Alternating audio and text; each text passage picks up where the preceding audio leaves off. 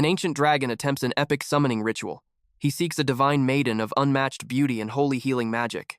But the magic circle clears, and instead of a radiant goddess, a burned-out guy named Leo Thorne drops in. Completely dazed, Leo figures he finally kicked the bucket. Like a movie reel, the tragic highlights of his past life flash before his eyes. Surviving the absolute nightmare of veterinary school, getting yelled at daily by senior doctors, finally scoring his hard-earned license, only to slave away for 3 miserable years on minimum wage, pouring his soul into treating abandoned shelter animals. After scraping together every last penny, our main character finally opened his very own tiny clinic. But reality hit hard. It was practically a ghost town. 0 patients, mounting bills, and a storefront sign with burned-out bulbs. One depressing night, while drowning in the crushing reality of massive debt, a bizarre hum fills his cramped room. In the blink of an eye, our guy is teleported. Now he is sitting inside a massive cavern, surrounded by literal mountains of gold and a glowing magical array. Certain that he had been dragged straight to the underworld, he desperately shouts into the darkness, demanding answers for his sudden abduction. A towering reptilian beast steps forward, claiming it needed a healer for its precious companion. Bracing for some nightmarish hellhound, our hero watches the giant claws gently open. Inside rests a tiny, shivering fruit bat named Pip. Seeing the severely dehydrated and fragile creature, Leo instantly flips his professional switch. The terrified human disappears, replaced by the sharp-eyed veterinarian. He demands the patient's name. He interrogates the massive beast about symptoms and the timeline of care. Puffing out its majestic chest, the mythical titan proudly declares it has kept Pip for exactly 1 week. Apparently, pet ownership is the latest trend in the draconic realm. Deeply triggered by impulsive adopters who treat animals like toys, our protagonist glares at the legendary beast. He sternly asks about the animal's dietary intake. Bursting with confidence, the winged serpent boasts about serving premium, fresh monster blood, assuming his sophisticated pet demanded the finest vintage. Absolutely utterly speechless, Leo buries his face in his hands. This is literally his absolute worst nightmare. An arrogant owner with 0 basic knowledge. Boiling with frustration, he snaps at the terrifying apex predator, dropping a massive reality bomb. Fruit bats do not consume blood. That dietary quirk belongs strictly to the vampire species. He angrily explains that poor Pip has been brutally starving for 7 straight days. Instantly losing its majestic aura, the giant reptile blushes in extreme embarrassment, confessing its complete lack of exotic pet experience. Leo unleashes a furious lecture on the absolute necessity of proper research. He harshly points out the freezing cavern temperatures, warning that this icy dungeon is an absolute death sentence for a hibernating mammal. The mythical entity awkwardly defends himself, stating that he is naturally a creature of frost. But our boy shuts him down immediately, ruthlessly declaring that a freezing lair is still a completely toxic environment for this specific animal. Overwhelmed by deep guilt, the terrifying frost monarch bows its massive head. It whispers a sincere apology to little Pip, vowing to fetch fresh produce instantly and gently return the tiny creature to its natural habitat. Deeply moved by the human's medical expertise, the mystical entity offers a single, grand wish in return. Half joking, Leo asks to be reborn as an outrageously wealthy oil tycoon, or maybe the spoiled villain of a fantasy novel. Thoroughly confused by the modern references, the frosty titan simply unclasps a dazzling artifact from his neck. He hands the glowing treasure to Leo, revealing it as a wish-granting relic. The only catch? The desire must remain pure and free of malicious intent. The ancient jewelry pulses with a blinding light. Certain that his soul is crossing into the great beyond, our main character shoots his final shot. As his body fades into particles, he screams a desperate wish to travel back to the golden era of cryptocurrency. The icy beast watches the strange mortal vanish into thin air. Shaking off the confusion regarding his failed goddess summoning, the giant creature frantically scrambles to prepare a proper vegan meal for little Pip. A split second later, our hero drops right into the middle of a chaotic cobblestone avenue. The deafening roar of a medieval market and the rich scent of roasting meats assault his senses. Head spinning, he questions if he triggered a classic transmigration trope or somehow hijacked someone else's body. A local merchant girl, eyeing his weird modern clothes, assumes he is a wandering foreigner. She cheerfully welcomes him to the Oakhaven territory, a legendary hub for merchants and bustling taverns. But before he can even utter a word, utter pandemonium breaks loose. A monstrously huge bunny comes bulldozing down the alley, aggressively vacuuming up dropped vegetables. Panicked villagers scream and sprint for their lives, Yet Leo just stands there completely paralyzed, totally fascinated by a literal monster casually strolling through town. The merchant girl frantically yells that the beast belongs to Duke Sterling, begging the stranger to run for cover. Suddenly, Leo spots a terrified little girl paralyzed in the beast's direct path. Adrenaline spikes. Without a single second of hesitation, our boy dashes straight into danger.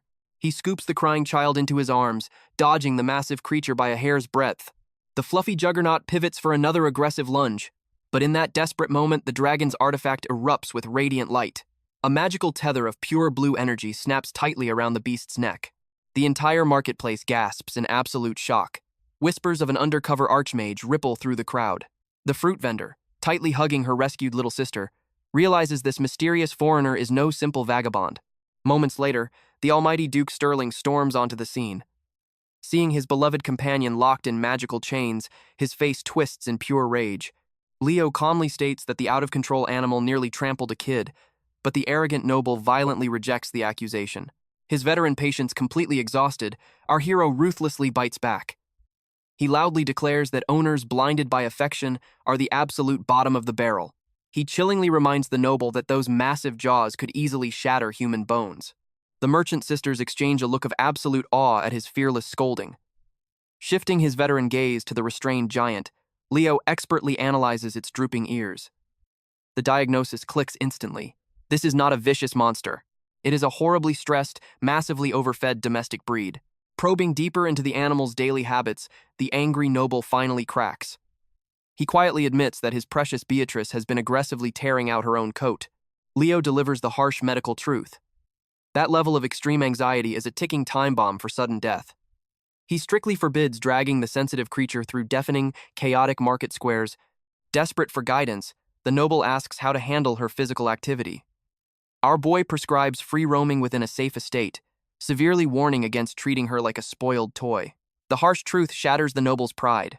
Tears well up in his eyes as he confesses the constant mockery he faces for loving a fluffy pet.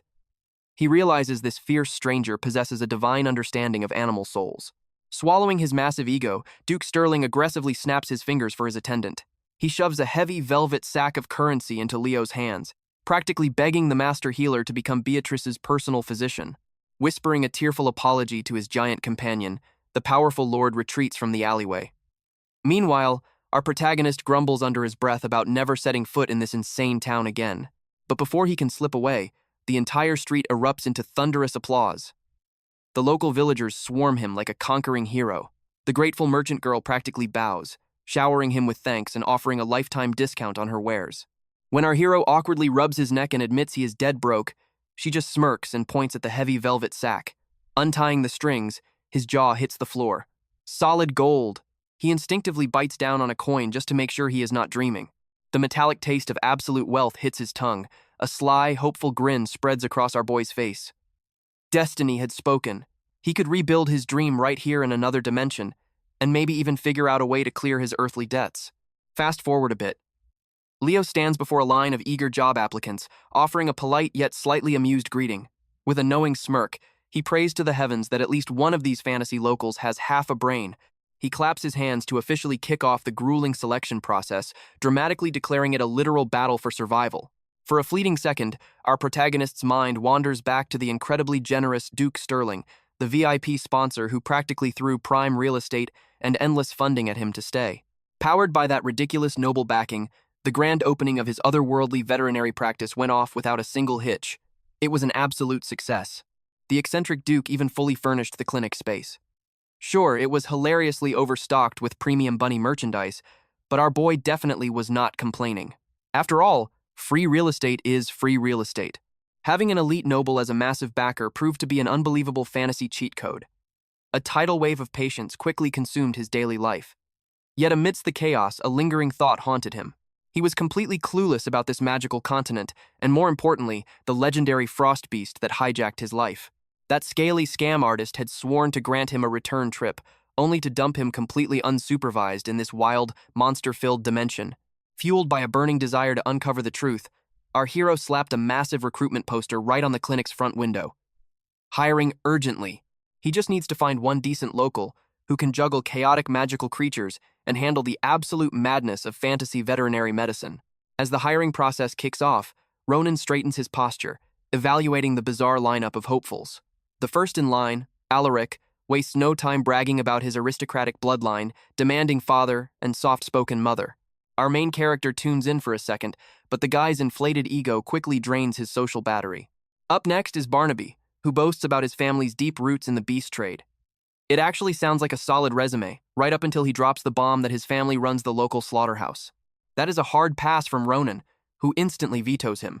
Clearly, tracking down a sane employee in this fantasy realm is like searching for a needle in a haystack. The third applicant creeps forward. The guy looks completely unhinged, with a ghostly complexion and a manic glint in his eyes. Our hero tries to suppress his prejudice, but his self-control shatters when the lunatic drops to his knees, sobbing for a paycheck. That is the final straw. Ronan makes a mental note to absolutely judge a book by its cover from this day forward. But before he can even reject the guy, a fierce young woman steps out of the crowd. Without a single word, she delivers a brutal right hook to the beggar's jaw, launching him across the room like a rag doll.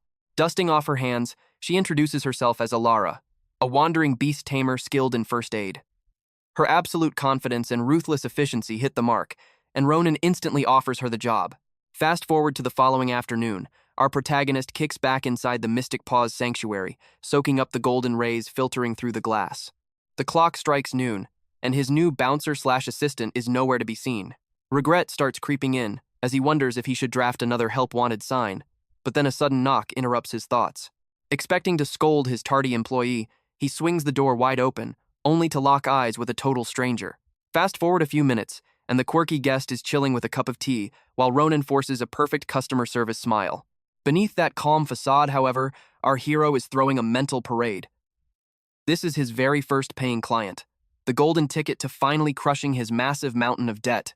His mind briefly flashes back to his old veterinary practice on Earth, a business that completely tanked thanks to his explosive rage issues.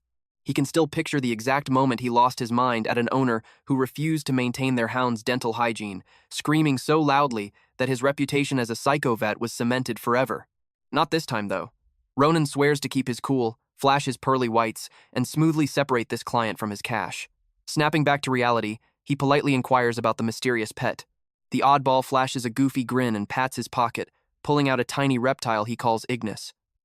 A wave of relief washes over our guy. Finally, a perfectly normal animal, instead of the mutated magical beasts that usually roam this insane world. But that peace of mind vanishes instantly when Silas casually drops that he yanked the poor thing's tail off by accident. Swallowing his bubbling fury, Ronan forcefully redirects his attention to the injured creature. A quick diagnosis reveals the reptile's skin is completely parched and inflamed, a textbook case of a botched molting cycle. The moment he points out the issue, Silas nervously chuckles, warning that Ignis has a bit of a temper. Right on cue, the tiny menace opens its jaws and unleashes a scorching blast of fire straight at Ronan's face. Before the flames can turn him into ash, the front door flies open. Alara dives into the room, tackling her boss out of the Inferno's path just in the nick of time. The fiery stream roasts the wallpaper behind them to a crisp. Sprawled on the floor with a busted lip, Ronan groans, wondering if taking the fireball directly would have hurt less than his assistant's rescue maneuver. Shaking off the dizziness, the terrifying truth sinks in. His very first mystical patient is a genuine fire salamander, a living flamethrower that will burn regular flesh to the bone. Panic sets in as he questions if his sanctuary even stocks fire-retardant gear. Oblivious to the danger, Silas stares at Alara with hearts in his eyes, swooning over her beauty while she harshly interrogates him about the creature's origin. Puffing out his chest, he brags about snatching the beast from Ember Peak Ridge, claiming their meeting was absolute destiny. Alara shuts down his romantic nonsense immediately.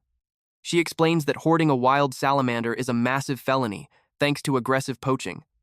However, she tosses him a lifeline. If they register it under emergency medical care, the guards might turn a blind eye, provided he returns it to the wild afterward. But logic falls on deaf ears. Silas yanks Ignis against his chest in a desperate embrace. With tears streaming down his face, he furiously shakes his head. In a flash of pure delusion, he sprints for the exit, screaming that nobody in this world will ever tear him away from his scaly soulmate. Ronan is left completely frozen, staring blankly at the empty doorframe. Alara pauses for a split second before her boss barks a frantic order to hunt the runaway idiot down. And just like that, the sanctuary's grand opening devolves into a chaotic marathon through the cobblestone streets. It is honestly the most fitting start to Ronan's wildly unhinged new life in Oakhaven. Ronan signals his beast tamer to take the lead, and the chase violently disrupts the busy marketplace. A local apple vendor, who was literally just praising the heavens for a quiet morning without Archduke Sterling's usual tax patrols, immediately regrets her optimism. She wisely hits the dirt behind her wooden cart as the tornado of screaming idiots flies past, swearing an oath to mind her own business. Silas weaves through the dense crowd like a madman, cradling his fiery treasure with the desperate energy of a doomed lover. Trailing far behind, our main character gasps for oxygen but refuses to throw in the towel, while the terrified vendor whispers that this circus is absolutely above her pay grade. The paranoid fugitive babbles incoherently about assassins trying to kidnap his precious Ignis. Ronan and his fierce assistant push their bodies to the absolute limit until their burning lungs force a temporary halt. Wiping a bead of sweat, Alara roasts her boss's terrible stamina, but quickly shifts her focus back to the ticking time bomb in the runaway's arms. Ronan pants heavily, warning that the beast's dead skin has hardened to a critical level, demanding instant intervention. Alara's eyes darken as the terrifying reality of salamander biology sinks in. If a fire elemental fails its shedding cycle, its internal mana core destabilizes until it detonates, wiping out entire city blocks. The luxury of resting is over. They have to capture that walking nuke before Oakhaven becomes a crater. Back in his rundown shack, the clueless culprit finally locks his front door, believing he has outsmarted his pursuers. Sighing in relief, he gently sets Ignis onto his dining table, whispering sweet nothings about their star-crossed destiny. Riding the high of his romantic delusion, Silas is suddenly struck by a wave of artistic passion. He bursts into a bizarre, off-key serenade, treating the distressed reptile to a private concert. But the music abruptly dies in his throat when the tiny creature begins convulsing violently before erupting into a pillar of blinding fire. Within a matter of seconds, the entire living room is consumed by an aggressive inferno. Choking on thick black smoke, the idiot actually tries to negotiate with the elemental beast, reaching his hands forward as if a hug could extinguish the tragedy. Ignis responds to the gesture by launching another devastating fireball, pushing the heat to melting point. Crashing through the burning entrance, Alara manages to drag the coughing fool out by his collar. Meanwhile, Ronan shields his face from the blistering heat, fully resolved to wrestle this apocalyptic lizard back to reality. In a moment of pure desperation, he sarcastically prays for a modern fire extinguisher. Right on cue, the mystical artifact around his neck pulses with a blinding light. As the aura clears, he feels the heavy metallic grip of the exact red cylinder he wished for. There is absolutely zero time to question the logic of system magic. Ripping the pin out, he charges the beast, burying the flames in a thick blanket of white foam until the raging elemental submits, leaving only the eerie sound of sizzling steam in the ruined room. As the fiery chaos finally settles, Alara scans the charred remains of the house. Sitting in the middle of his destroyed life, Silas blankly stares at the foam-covered reptile, finally realizing that the explosive meltdown was just a bad case of dry skin. The man swore he would protect Ignis this time, but his voice trembled, heavy with a twisted, suffocating kind of affection. Kael watched him in absolute silence. Did this fool even understand what true bonds meant? A master's love without genuine understanding, our healer thought, is nothing but beautiful, toxic selfishness. Deep within the Whispering Woods, the fiery beast had finally shed its old skin. Ilara marveled at its overflowing life force, while our main character stood paralyzed, completely dumbfounded by its massive new form. The owner gazed at the crimson beast. His eyes swam with bittersweet pride as he whispered his final, heartbreaking goodbye. It was time to return it to the wild. He watched the flame salamander vanish into the thicket, whispering foolish promises of eternal remembrance that a magical beast could never comprehend. Kael held back a massive sigh. This melodramatic display screamed trouble, but the crying man was completely oblivious. To him, this parting was a legendary tale of noble sacrifice. Suddenly, the atmosphere shifted. The fiery beast paused atop a jagged cliff, roaring as it unleashed a colossal sphere of flames into the heavens. The blast exploded into a shower of dazzling fireworks, painting the twilight sky in magnificent colors. The owner fell to his knees, completely overwhelmed by the breathtaking sight. Meanwhile, our hero simply smiled. The magical healing process was finally a complete success. A few days passed. That very same eccentric man resurfaced in the Radiant Plaza, now introducing himself as the great bard, Thorn. Strumming his lute by the central fountain, he sang wild, exaggerated ballads about Kael's godly healing arts, while village children danced around him. His catchy melodies spread like raging wildfire. The infectious rhythm instantly captivated the hearts of every single townsfolk. Ilara watched from the shadows, struggling to hold back a smirk. Beside her, Our hero stood with his arms crossed, thoroughly unimpressed yet slightly intrigued. But when he heard the wealthy nobles whispering about bringing him their prized beasts, Kale suddenly found himself applauding the bard's vocal talents. The karma of fame struck almost immediately. Right outside the beast healer's apothecary, a monstrous wave of desperate tamers had gathered. The massive crowd completely swallowed the entire avenue. Dozens of voices chanted his name. They were absolutely desperate for a miracle cure. Our boy sat frozen at his desk, mourning the permanent death of his peaceful, lazy days.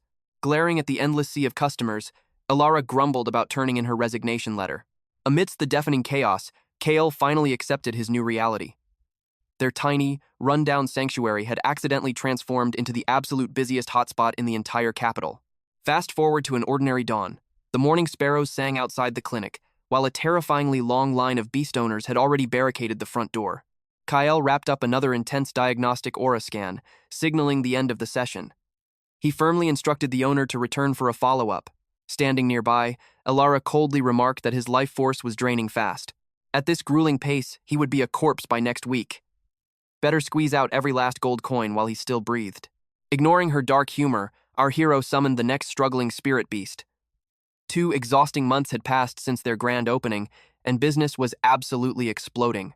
The initial wave of fame had been pure torture, a relentless storm of chaotic requests.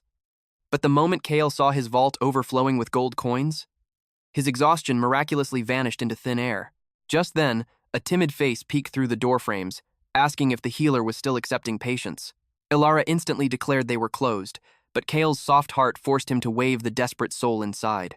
As he channeled his soothing mana into the injured beast, our protagonist pondered the deep mysteries of this parallel world. Out in the waiting room, tamers swapped stories of their beloved companions. One worried master complained about little Poco losing its appetite. Another panicked over a feline companion's cursed, blood-red eye. Common house pets still shared a profound bond with humanity here, even if their magical ailments were incredibly bizarre. As twilight fell, Kyle stretched his aching back, groaning that his mana reserves were completely drained. Ilara flipped her ledger, officially announcing the arrival of their final trial for the day. His curiosity piqued. What kind of beast was saving the best for last? Ilara's eyes narrowed. It was a shadowhound. Once bred strictly for deadly monster hunts, they had somehow become trendy pets.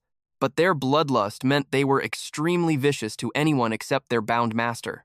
This vicious nature caused a terrifyingly high abandonment rate. A dark aura swirled around our hero. He angrily muttered that fake tamers who treated living souls like simple fashion accessories deserved to be wiped from the face of the earth. He recalled the terrifying legends. Adult shadowhounds could easily reach the chest of a grown warrior, boasting fangs that could shred through iron-plated armor. Ilara gripped her weapon, strictly warning him not to drop his guard. The heavy wooden door creaked open. A trembling owner carried in a tiny shadowhound pup, barely 2 months old and looking utterly miserable.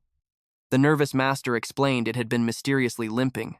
Kale gently traced the pup's aura pathways, knowing a magical beast this young should possess flawless regeneration. Flipping its tiny paw, the truth was revealed. A massive, venomous briar was deeply embedded in its pad. With blinding speed, he extracted the thorn, cleansed the corrupt mana, and reassured the anxious master that their fierce companion would fully recover. The dark little pup wobbled bravely on all fours. Our protagonist's gaze softened into a warm, silent smile. Ilara watched him from the corner of her eye, clearly intrigued by his rare display of affection. As the final bell rang, Kale slumped back, cheering that his hellish shift had finally ended. Ilara immediately called him out. He looked far too cheerful. Kyle blinked in confusion as she challenged him. Was he smiling because the deadly pup was secretly adorable? Or was he just thrilled to finally lock the doors? A sly grin crossed her face. It was a legendary miracle to see his eyes sparkle for something other than a mountain of gold. Kale shook his head, his voice dropping to a serious tone. Today was a blessing, because no beast faced the Reaper. The true curse of walking the healer's path was watching innocent souls suffer. Opening his heart only invited devastating pain. That was why he always wore a mask of cold indifference. A dark memory surfaced from his past life on Earth. The face of a selfish, pathetic client who abandoned their loyal companion in a cage just to extend a luxurious vacation. He remembered snapping at them with pure venom. Ever since that fateful day, his tolerance for irresponsible tamers had hit absolute zero. Snapping back to reality, Ilara pointed toward the window. The shadows of the night were rapidly swallowing the streets. Kyle urged her to pack the magical herbs quickly, hoping to escape before the night crawlers emerged. But suddenly, a frantic banging shattered the peace. The official from his previous guild interview was screaming outside. Kale slowly turned his head. He deadpanned, asking if Alara knew any holy exorcism arts. She cracked her knuckles, dryly stating she could punch a ghost into dust if physical damage actually worked on the supernatural. Before they could blink, the desperate official smashed through the door. He completely ignored all boundaries, grabbed our screaming protagonist by the collar, and literally launched them both out the shattered window. Ilara was left standing in absolute, bewildered silence. Deep within the treacherous obsidian peaks, Kyle lay completely paralyzed on the dirt, gasping for air. The kidnapper bowed furiously, apologizing that he never expected a legendary healer to have the stamina of a dying goblin. Coughing up dirt, Kale furiously demanded the lunatic's identity. Confirming the madman actually had a pulse, the kidnapper finally revealed his name as Vance. He was a high-ranking civil administrator for the entire Eastern Territory. Vance explained his desperate abduction. He had heard impossible rumors of Kale's divine aura, the same power that tamed the fearsome duke's moon hare. His mission? Capture a rogue, untamed wolf dog. Kale instantly rejected the insane request. He was an elite healer, not a suicide mission beast trapper. Stepping gracefully out of the forest shadows, Alara suddenly materialized. She crossed her arms, sharply reminding the official that they ran a medical sanctuary, not a mercenary rescue squad. Vance dropped to his knees in despair. They were his final ray of hope. 2 moons ago, a ferocious stray had claimed the heart of the mountain as its absolute territory, right in the exact path of the Empire's new trade route. Elite hunters had tried to snare it, but the beast moved like a phantom shadow. The royal construction decree begins in 2 days. If this creature wasn't moved, the Imperial Knights would be deployed, and the innocent beast would be mercilessly slaughtered. A heavy, suffocating silence fell over our hero. His gaze hardened as he finally demanded the beast's location. However, he made his terms crystal clear. He was completely inexperienced in trapping, and would only observe the situation from a safe distance. Vance nodded furiously, pointing toward the dangerous upper cliffs. Kyle immediately raised a finger, violently reminding the desperate official that this was merely an inspection. No heroic contracts had been signed. Alara just let out a soft, knowing chuckle. It was incredibly obvious. This soft-hearted fool was 100% going to risk his life for it. Reaching the treacherous peak, Vance pointed a trembling finger toward the rogue beast's dark, isolated domain. A sudden rustle shattered the silence. From the deep shadows, an aura hound stepped into view. Kyle recognized the creature immediately. Beside him, Lyra sighed softly, pointing out that while taming these magical beasts was a popular fad, discarding them was just as common. Raising an aura hound had become the latest craze among nobles and commoners alike, but once the novelty faded, most of these loyal creatures were carelessly tossed aside, left to rot in the unforgiving wild. Kale's piercing gaze swept over the trembling beast. Its ribs jutted sharply against its matted fur. Judging by its frail condition, he knew it had been fighting for survival out here for nearly 2 months. A hollow shell running on pure fumes. Without warning, an eerie howl echoed through the ancient woods. The sudden noise sent a violent shiver down everyone's spine. Believing a vicious monster was approaching, the main character spun around. But in that exact split second, the aura hound unleashed a deafening screech and lunged. Lyra moved like lightning. She yanked our hero backward by his collar, shouting that staying in strike range was pure madness. Kale locked eyes with the snarling beast, his voice dead serious as he warned the group. Turning your back on a furious predator is practically begging for a death sentence. Lyra fired back, arguing that standing still would just make them easy prey. But our hero kept his cool. He explained that bolting would only trigger its hunting instincts. They had to break its concentration instead. But before he could even finish his sentence, the ferocious hound just froze. The suffocating tension vanished in an instant, leaving the group utterly baffled. Kale broke the heavy silence, questioning what could have possibly halted its attack. His mind raced back to Vance's earlier warning. The local guide had called this beast a highly trained tracker, and Kale knew the golden rule of the wild. A true predator driven by bloodlust would never back down this easily. Yet, defying all logic, the aura hound simply turned its back and vanished silently into the dense underbrush. Lyra shook her head, muttering that the minds of beasts were an unsolvable mystery. Vance then chimed in, sighing heavily. He revealed that this territorial hound was notorious for driving travelers away. In fact, the residents of Pinebrook Village were filing endless petitions to get rid of it. Hearing this, Kale fell into a deep silence. The gears in his mind were turning rapidly, sparking a sudden burning flame of curiosity. He pressed Vance for the exact details of these village reports. The guide rubbed his neck, stating that the locals painted the hound as a bloodthirsty demon that terrorized the mountain paths. They labeled it an extreme public threat and demanded its immediate execution. Our hero absorbed this heavy information. Then a sharp glint flashed in his eyes as he asked the ultimate question. Has this monster actually spilled anyone's blood? Vance opened his mouth to say yes, driven by the rampant rumors. But he suddenly paused, his eyes widening in realization. He slowly admitted that, miraculously, not a single villager had ever suffered a scratch. Kale slowly turned his gaze toward Lyra. He brought up her earlier statement about the legendary, unbreakable loyalty of aura hounds. He asked if she still stood by those words. Lyra nodded with absolute certainty. At that exact moment, a profound shift crossed Kale's face. The puzzle pieces had finally aligned. By the crack of dawn the next day, the duo was already marching down the mountain toward Pinebrook Village. Their mission had completely transformed overnight. This was no longer a hunt to subdue a wild beast. It was a quest to unearth the tragic truth buried beneath the rumors. The main character was determined to track down the creature's original master. He knew that unlocking its hidden past was the only way to tame its broken heart. Despite the ticking clock and the temptation of taking the easy road, he firmly believed that cheap bait and traps would never capture a soul this loyal. That starving, battered body told a beautiful, yet agonizing story. It was driven by a force far more powerful than primal survival. An eternal bond that even the jaws of starvation could not break. With every step, a storm of bitter memories swirled within Kale's mind. He recalled the cruelty of the world, masters who would gently command their loyal companions to wait, promising a swift return, only to vanish into the shadows forever. That exact blend of pure devotion and venomous betrayal. It had to be the root of this creature's endless agony. Our protagonist had witnessed humanity's darkest side far too many times. The thought of someone tossing away a trusting soul ignited a quiet, burning rage inside him. With eyes full of resolve, he made a silent vow. The moment they dragged this worthless master out of hiding, he would force them to stare their sins right in the face. They would have to look into the eyes of the loyal beast they abandoned and witness the sheer hell it had survived just to wait for them. Stepping into the bustling village square, they began their investigation. But it did not take long for a disturbing pattern to surface. A grumpy merchant complained to Kodol that Alara's husband had abandoned his logging duties out of pure fear. Protective mothers shielded their children from the forest edge, convinced a demon lurked within the trees. Even the street urchins whispered exaggerated tales of a blood-drenched monster. One senile elder kept rambling about some lost fortune from decades past, spouting absolute nonsense that led them nowhere. But through all the chaotic gossip, one crystal-clear truth remained. The entire settlement was united by a venomous hatred for the lone hound. Hours drained away, leaving the duo exhausted in a dim alleyway.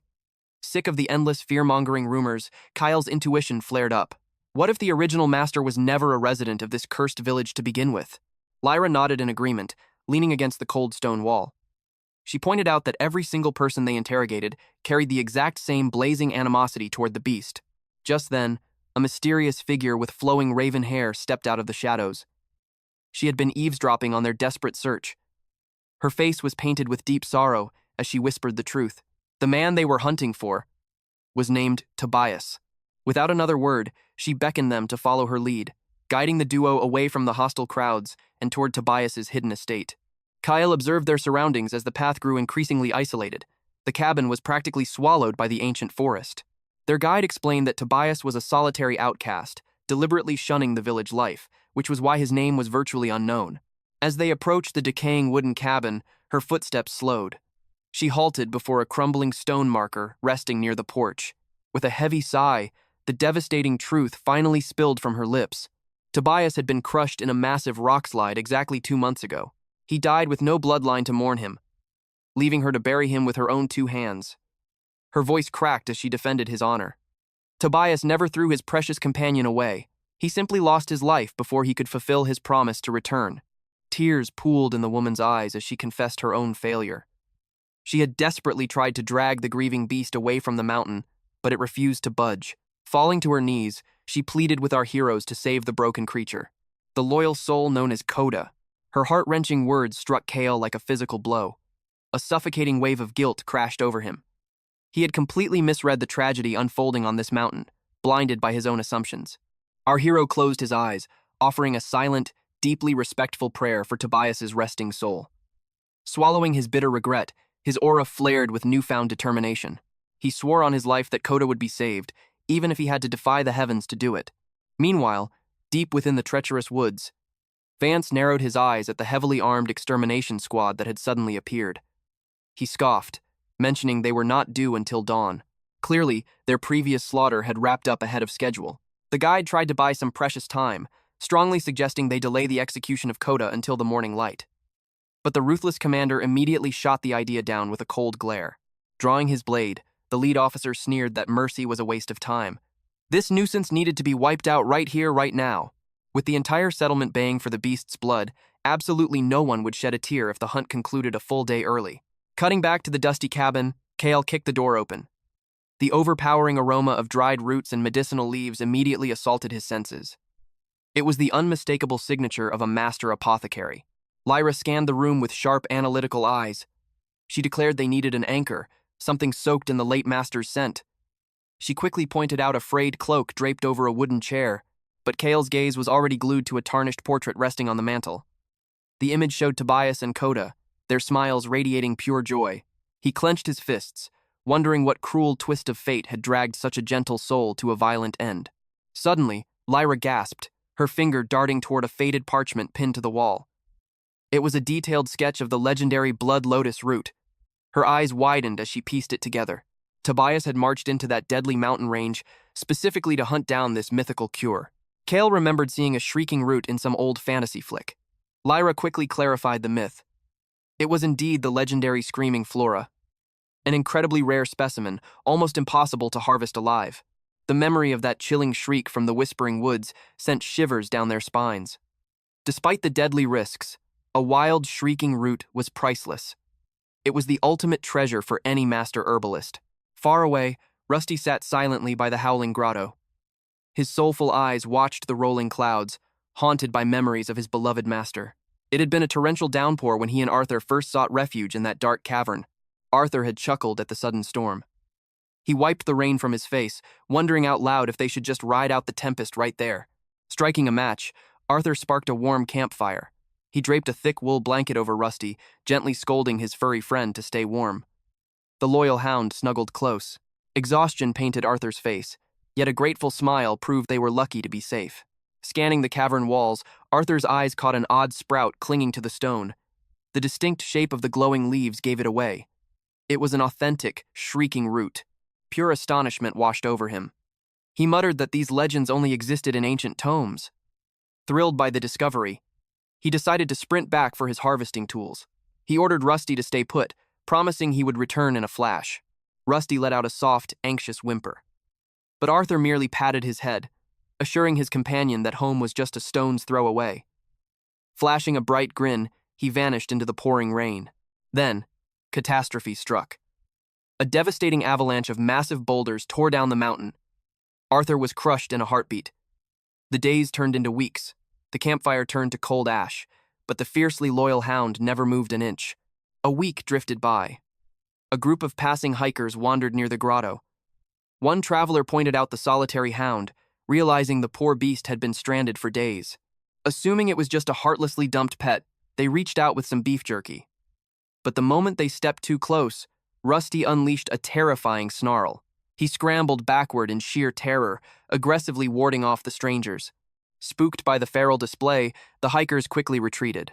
They grumbled that the mutt was a vicious monster, completely deserving of its abandonment. Rusty simply retreated into the shadows of the cave. He sat back down to wait for Arthur, tragically unaware that his master was already gone.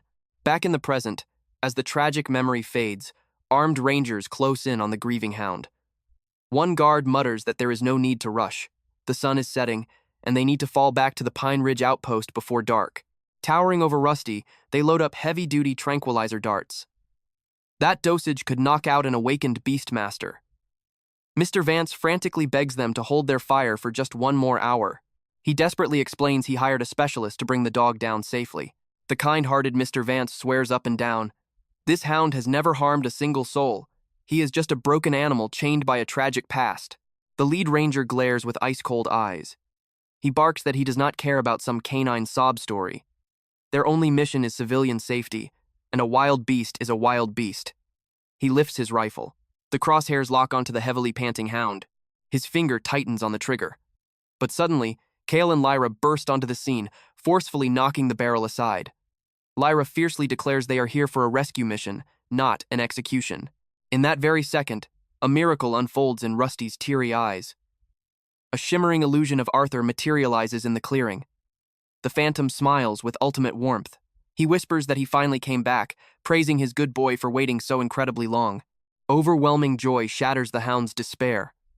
Rusty steps out of the shadows, his tail wagging like a windmill. He completely believes his beloved master has returned from the dead. Kale gently steps into the fading light. His voice is soothing and deep. He quietly confesses that he is not the man Rusty has been praying for, but it is finally time to go home. A heavy silence falls over the mountain pass. Deep within the midnight woods, a frantic deer sprints for sheer survival. A monstrous shadow stalks its prey. Piercing yellow eyes slice through the pitch-black darkness. A blood-curdling screech violently echoes across the ancient trees, absolutely shattering the peaceful stillness of the wild. Fast forward to morning. The tranquil aura inside Starlight Animal Clinic is instantly destroyed. A panicked client bursts through the double doors, screaming for immediate medical salvation for their beloved pet. Our fierce veterinarian glances down. There lies a morbidly obese red panda, so unbelievably round it resembles a furry bowling ball. Kyle sighs in utter disbelief. The clueless owner dramatically wails that the poor creature has completely lost its appetite. It has dwindled down to a mere 7 massive meals a day. Kale rubs his temples in absolute exhaustion. He sternly warns that if this furball does not hit the treadmill soon, a fatal illness is entirely guaranteed. The client gasps in horrified denial. Refusing to entertain the delusion, our young master coldly buzzes for the next patient. Mr. Vance casually strides into the room. His signature warm smile lights up his face as he offers a highly respectful bow. Seeing the old man triggers Kale's memory. He recalls the tragic saga of Rusty, the heartbroken canine who finally descended from the perilous peaks after losing his entire world. Rusty had laid motionless by Arthur's fresh tombstone for days on end. He violently rejected the bitter reality of death. The whole town of Oakhaven watched in pity, until the grieving hound finally accepted the gentle hand of Mr. Vance, the only soul patient enough to heal him. Kale narrows his eyes. He demands to know if something terrible has happened to the dog again. Mr. Vance shakes his head rapidly. Instead, he unzips his duffel bag and pulls out a squirming, shrieking root. Lyra immediately spots a bizarre anomaly. Half of the thick root is completely exposed above the dirt. That violates all natural laws, since these mystical flora crave the deepest subterranean darkness. The old man wipes his brow. He explains that Arthur had scavenged this exact demon weed right before his fatal accident. He had apparently kept it as a strange trophy. But the moment the villagers tried to bury it, the accursed plant violently uprooted itself. It unleashed an apocalyptic wail without a second of pause. The entire settlement of Oakhaven had to sleep in heavy-duty earmuffs. Several unfortunate souls even suffered blown eardrums. Lyra nods thoughtfully. She notes that magical botany is incredibly unpredictable. These shrieking terrors are infamous for their diva-like temper tantrums. Mr.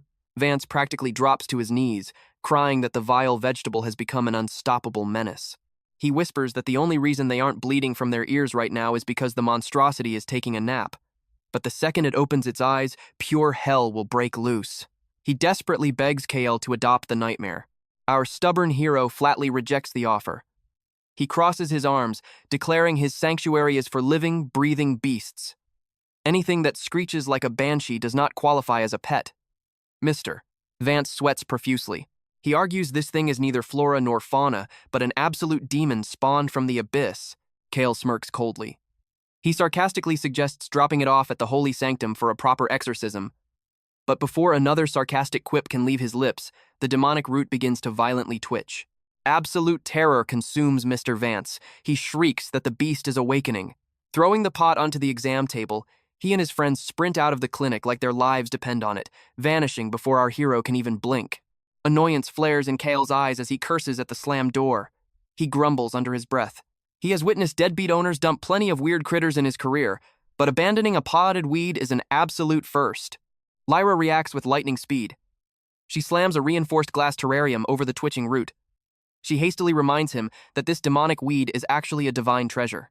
Every single fiber, from stem to root, contains the miraculous power to resurrect a dying soul. Our grumpy beastmaster scoffs. What good is a divine elixir if it blows your brains out with sound waves? Suddenly, two massive eyes snap open beneath the dirt. Lyra screams for him to cover his ears. The sonic boom is about to detonate. Panic spikes through Kale's veins. He curses his missing noise-canceling gear and braces for the devastating impact. But the apocalyptic shockwave never comes. Instead, the terrifying root cracks a massive, adorable smile. Total confusion washes over him. He watches in stunned silence as Lyra analyzes the bizarre phenomenon. A spark of realization hits her. She suspects the magical flora is mesmerized by him, commanding him to reveal his hidden pendant. The instant the silver chain catches the light, the root's beady eyes sparkle like stars. It wiggles out of the dirt, breaking into an incredibly joyful dance. Our stoic hero stands utterly paralyzed in disbelief. Lyra bursts into uncontrollable laughter, comparing the legendary demon weed to a battery-powered dancing flower.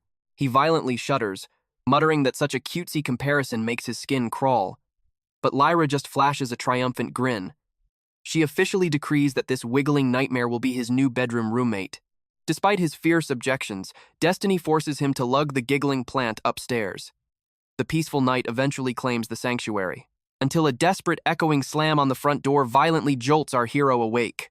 Bleary-eyed and deeply annoyed, he growls that midnight emergencies require an absurd premium fee. But a hysterical woman shoves her way inside. Her arms cradle a heavily mutilated hound dripping dark blood.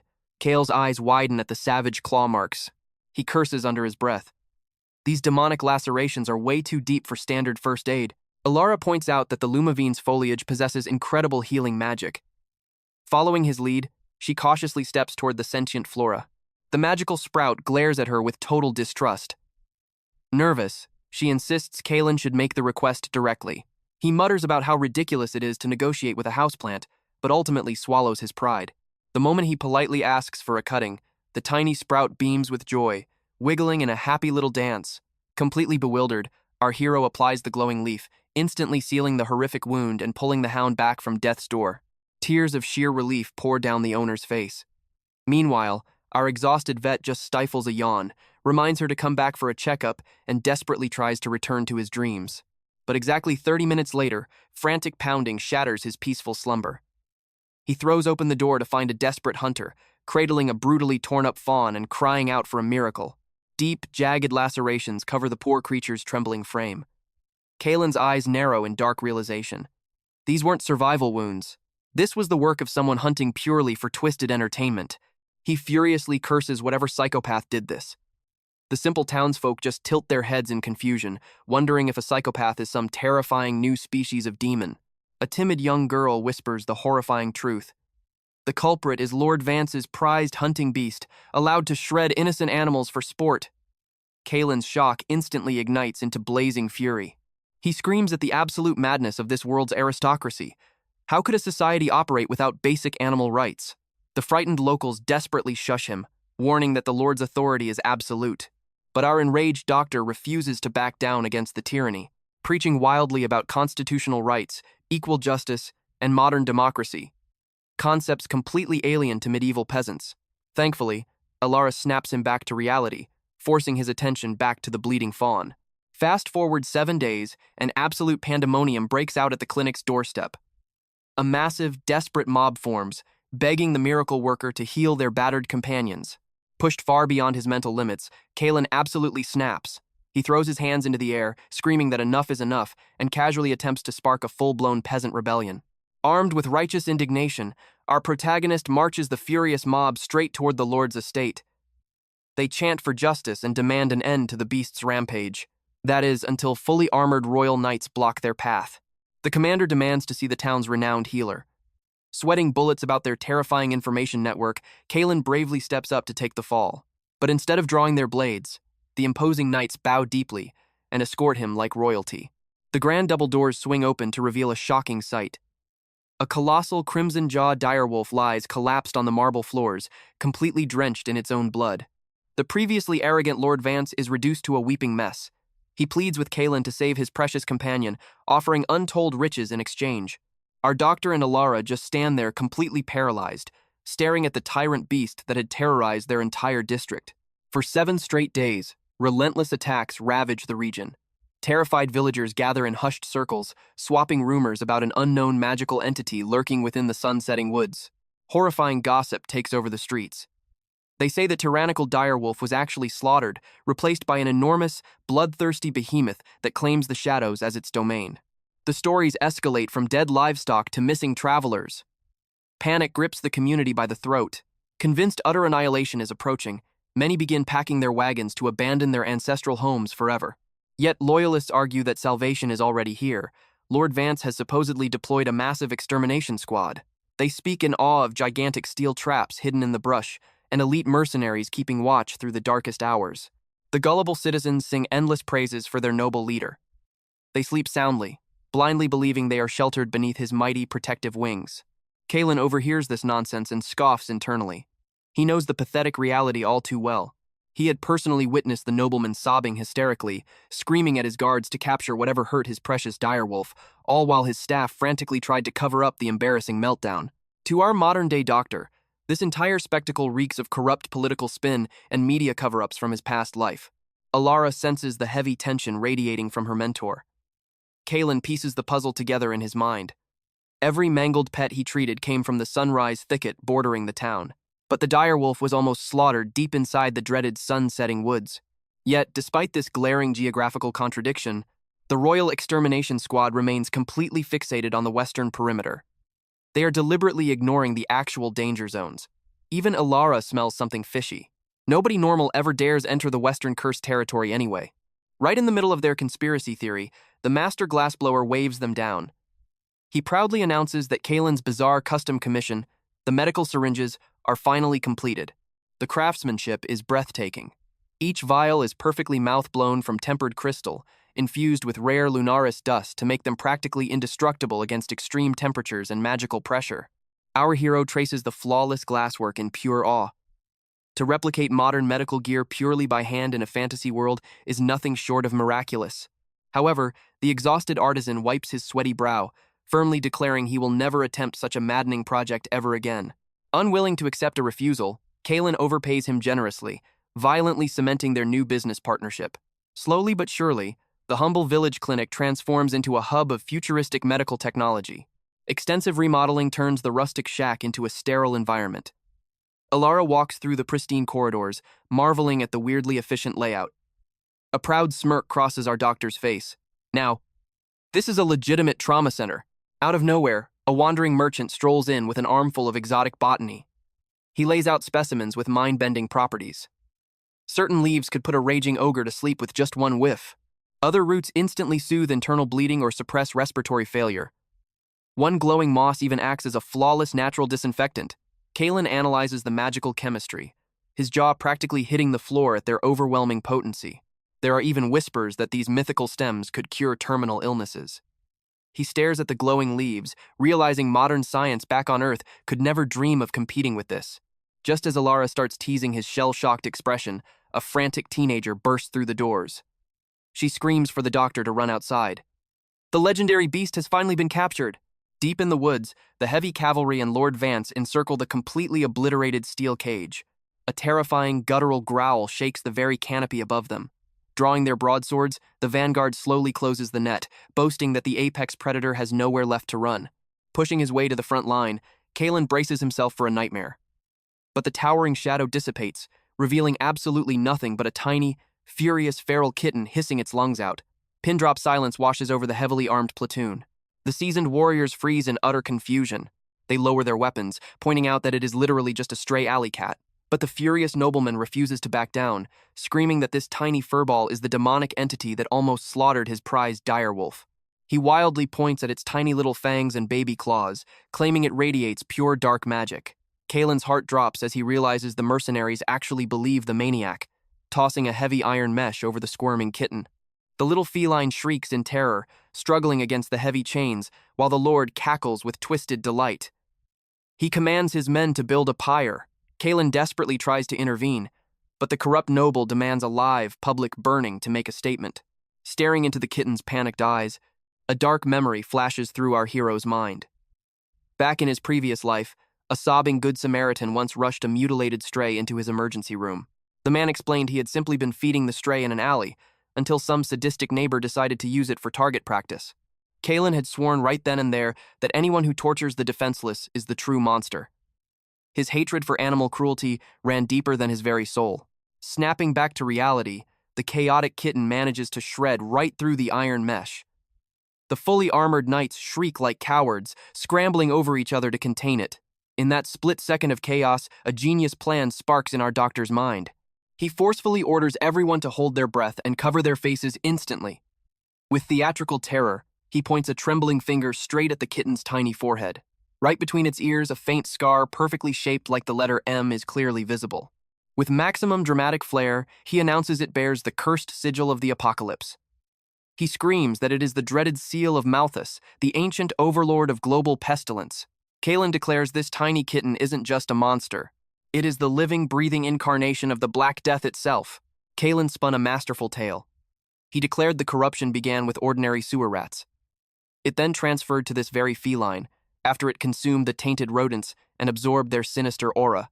This mutated the beast into a living vessel of pestilence. Our main character pointed at the trembling feline, naming it the epicenter of an impending apocalypse. If this plague unleashed its fury, he warned that half the kingdom's population would be wiped from existence.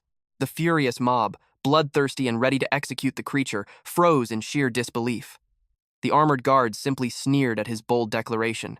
Even Lord Malachor stepped forward, his eyes narrowing as he demanded the absolute truth. Despite the crushing weight of their doubt, Kalen stood his ground.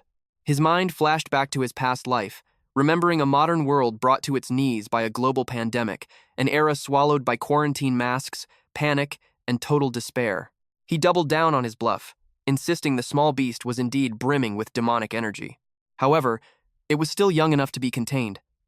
Our boy confidently added that his homeland had discovered a cure, and a similar miracle could be forged right here. Shifting his gaze to Alara, Kalen sent a desperate, silent prayer that she would play along. Alara caught the signal perfectly. With ice-cold composure, she explained that by combining the tainted blood with rare medicinal herbs, synthesizing an antidote was entirely within their grasp. Though he looked as cool as a seasoned veteran, Arhea's sweating bullets inside. The heavily armed knights openly laughed at the ridiculous tale, but just before the situation could explode, Lord Malachor surprisingly offered Kalen a 7-day grace period. Within that strict time frame, he was ordered to cure the corrupted beast and deliver it to the Iron Keep. Once surrendered, the creature would face a brutal public execution. Safely back inside the Haven Sanctuary, our protagonist let out a massive sigh of relief. He praised Alara for her lightning-fast reflexes, amazed by her flawless acting skills. But her response chilled him. She hadn't been acting at all. In theory, a divine elixir could actually be crafted, using the beast's essence mixed with bloodroots. The only catch? It would require harvesting hundreds of those incredibly rare plants. Her piercing gaze locked onto him, questioning why he would risk everything for a mere animal. She warned that if its true power awakened, the resulting devastation would be uncontrollable. Kalen simply shook his head, revealing that this tiny feline was completely innocent of the village massacres. He pulled out detailed medical logs of the mauled livestock. The puncture marks and slash patterns were entirely inconsistent, far too massive for this little creature to produce. The savage bite marks pointed toward a much larger, far more lethal apex predator. The horrifying truth struck Alara like a lightning bolt. Brimstone, the terrifying dire wolf owned by Lord Malachor, was the true monster all along. This poor feline had only been fighting for its life. Our main character nodded grimly. But a dark suspicion gnawed at his mind. Why would a corrupt noble, who had spent fortunes covering up Brimstone's bloody trail, suddenly shift the blame and orchestrate a massive public manhunt? The puzzle pieces snapped into place. The entire village mob was nothing but a smokescreen. The noble's true, greedy objective had always been capturing this mysterious creature. Alara realized this perfectly explained the Lord's bizarre orders. It was the only reason he demanded the beast be taken alive, and why he swallowed Kalen's outrageous plague story without a fight. Her casual jab at his terrible lying skills bruised our hero's ego, but his focus quickly returned to the battered patient. The jagged scar etched across its forehead was no ordinary battle wound. Beneath its matted fur, a tragic map of ancient, faded scars along its trembling legs told a horrific story of prolonged, agonizing abuse. A fierce determination blazed in his eyes. He vowed to uncover the dark history of what this majestic being had survived. Alara observed him in stunned silence. The cold, money-hungry healer she thought she knew was vanishing right before her eyes. His hands moved with an almost magical tenderness, soothing the traumatized beast. That is, until our boy suddenly lost all his cool, smashing his face into the creature's belly and squealing about how incredibly fluffy it was.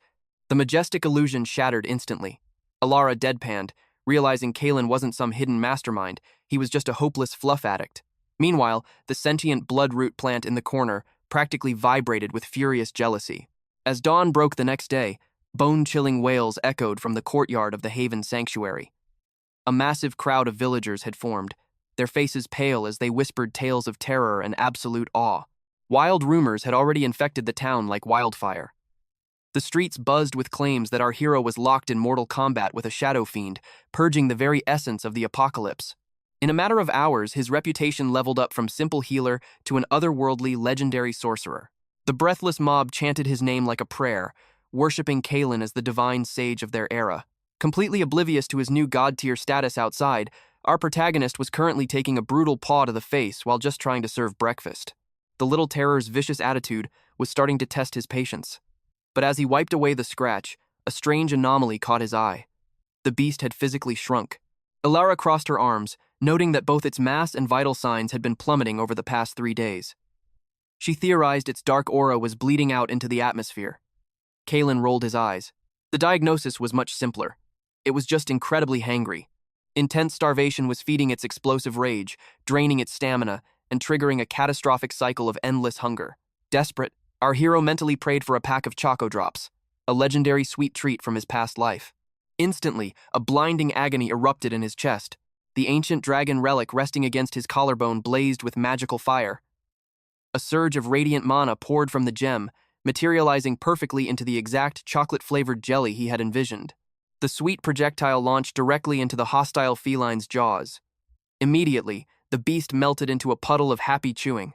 Letting out a massive breath, Kalen happily showered the creature with more treats and endless head pats, leaving Alara utterly speechless at the bizarre spectacle.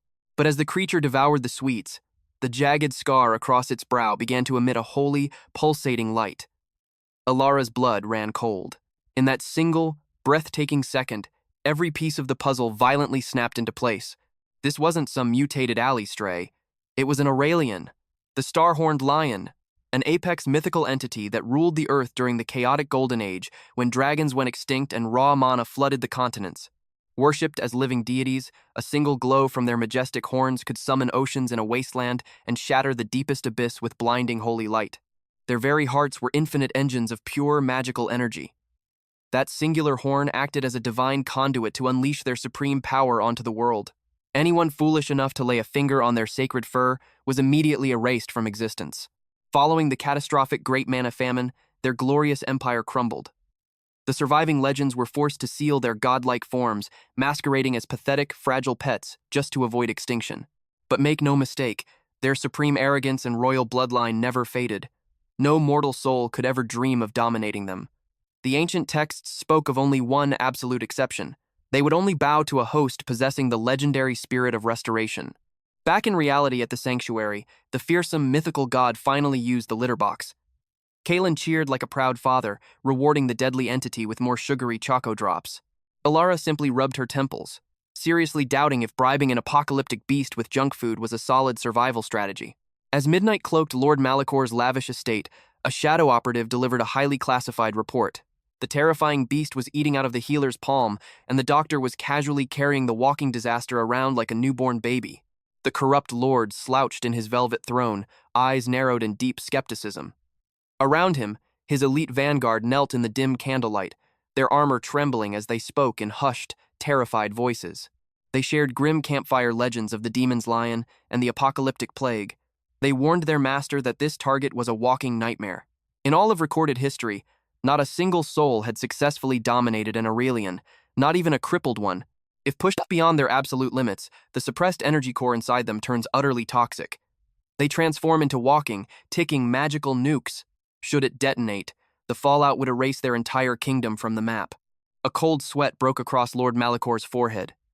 The memory of Kalen's chilling prophecy echoed in his mind. A horrific pandemic, that dragged an entire dimension into years of bloody survival. Furthermore, the ancient archives explicitly stated that an Aurelian would rather starve than accept mortal offerings. A profound dread washed over the noble. Was this eccentric healer actually a transcendent mastermind playing a game far beyond their comprehension? Bright and early the next morning, the Haven Sanctuary was absolutely overflowing with eager clients.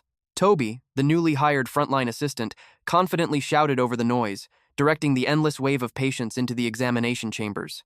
The atmosphere was energetic, yet running like a well-oiled machine, the exact picture of a thriving medical guild. But across the room, Alara's patience was hanging by a single, fraying thread as she barked at an obnoxious client and their unruly, thrashing familiar. Her mana flared with rising fury. In a glorious snap of temper, she unleashed a high-tier silencing spell, freezing the noisy patron in dead silence and shocking the entire waiting room. Kalen's jaw hit the floor in pure horror as his supposedly professional partner rapid-fired the mute spell at another annoying customer, instantly plunging his beautiful clinic into absolute magical chaos. Just like that, Alara drops a massive bombshell. She demands half a day off and vanishes into thin air. Our main character later stumbles upon her scribbled note. It is a blatant declaration of ditching work. That terrible handwriting only makes his blood boil even hotter. He vents his absolute frustration. Not even Earth's worst animal doctors would pull a stunt like this.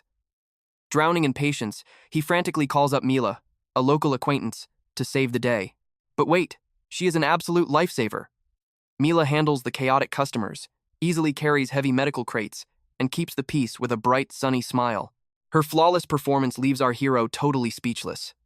He seriously considers handing her a full-time contract right then and there. However, amidst the rush, Ren realizes something is completely off. The hospital, usually echoing with wild barks and meows, is now dead silent. The very next morning, the truth hits him. An old patient has returned to the lobby. It is Cheeks, the tiny furball. Ren absolutely freezes in shock. This little guy used to weigh less than a pound. Now it has grown 10 times its original size, looking like a chunky golden retriever. He blurts out, asking if it somehow mutated into a giant panda. The owner shakes his head, proudly calling it a bouncer hound. A massive wave of realization hits our boy. In this fantasy realm, rodents have entirely different titles. Tilting his head in pure confusion, the client asks if the doctor has ever seen a bouncer before. Ren breaks out in a cold sweat, scrambling for an excuse. Thankfully, Mila smoothly glides into the conversation. She claims the doctor hails from a distant continent. That explains his weird vocabulary and his god-tier healing techniques. Basking in the sudden praise, our hero proudly nods as the client assumes he is an elite foreign scholar. Impressed by her quick thinking, he instantly promotes Mila to official hospital staff. Focusing back on the giant Cheeks, Ren conducts a thorough checkup. The beast radiates health, but its bizarre fur pattern and massive bulk screams supernatural interference. His mind races with theories of secret enlargement spells. Right at that moment, Midnight the feline glares with blazing jealousy. With a sharp hiss, it launches itself at the giant furball. The second their claws meet fur, Cheeks instantly divides into 3 perfect clones. The entire room drops into stunned silence. Ren feels his brain short-circuiting at the impossible sight. This completely shatters every single law of modern science. Yet, the client bursts into happy tears. He wraps his arms around the trio, sobbing that his lonely pet finally has a family. Suddenly, one of the mini-clones shoots across the floor. Absolute chaos erupts in the waiting room. Their shrunken size grants them lightning speed, turning the hospital into an uncontrollable disaster zone. Out of nowhere, Ilara kicks the door open. With terrifying martial grace, she snatches 2 in her hands and catches the last one in her teeth. She casually drops a lore bomb. These things are definitely split slimes. Pressured to reveal where he got such a freakish monster, the sweating client confesses. It was a mysterious heirloom gifted by his old man. Realizing the man had zero clue about the danger, Alara claims them for strict magical quarantine. She promises the trembling owner that the creatures will be perfectly safe in their hands. Ren jumps in, putting on his best professional voice. He declares this sacred sanctuary never conducts shady experiments without permission. Meanwhile, his inner voice screams, "Why am I playing the righteous saint right now?" Once the sun sets, Alara reveals the dark truth. Split slimes are not born from nature. They are cursed, artificial life forms stitched together by a lunatic sorcerer centuries ago. Our hero gasps in sheer disbelief. So crazy mad scientists exist in fantasy worlds too, but Alara defends the ancient wizard. She claims he was simply lost in his research, and his volatile creations were never built for evil. Ren strokes his chin in deep thought. History says these things went extinct over 100 years ago. Finding a living specimen today is an absolute miracle. A dangerous question suddenly slips from his lips. He casually asks Alara about her true age. But before the deadly answer can drop, a sickening wet gurgle erupts from Midnight's cage. Our protagonist spins around, his heart pounding with dread. Suddenly, violent pounding shakes the front door. A harsh military voice echoes through the wood. Viscount Thorn has graced them with his presence. The arrogant noble kicks his way into Ren's sanctuary. He demands they hand over the shadowed beast immediately. A tidal wave of cold panic washes over our hero. He is totally trapped. He planned to either smuggle the feline out or hide it securely within the week. But nursing the sick animal drained all his time, leaving him zero chance to formulate an escape route. Plastering a fake, trembling smile on his face, our hero bows to the aristocrat. Inside, he is cursing Alara to the heavens. That sneaky elf vanished again, leaving him to face the final boss solo. The Viscount crashes into a chair like a tyrant. He completely ignores basic manners, slaps away a warm cup of tea, and roars for the monster to be brought forth. Ren stutters, desperately claiming the medical procedure needs more time. The noble sneers, firing back that a glowing open sign means the job is done. Backed into a corner, our boy spins the most insane lie ever told.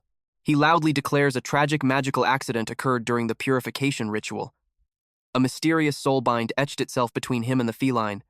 Now, their life forces are forever linked. The armored guards exchange looks of absolute disgust. They whisper harshly, calling the doctor a total madman for spouting such ridiculous fantasy tropes.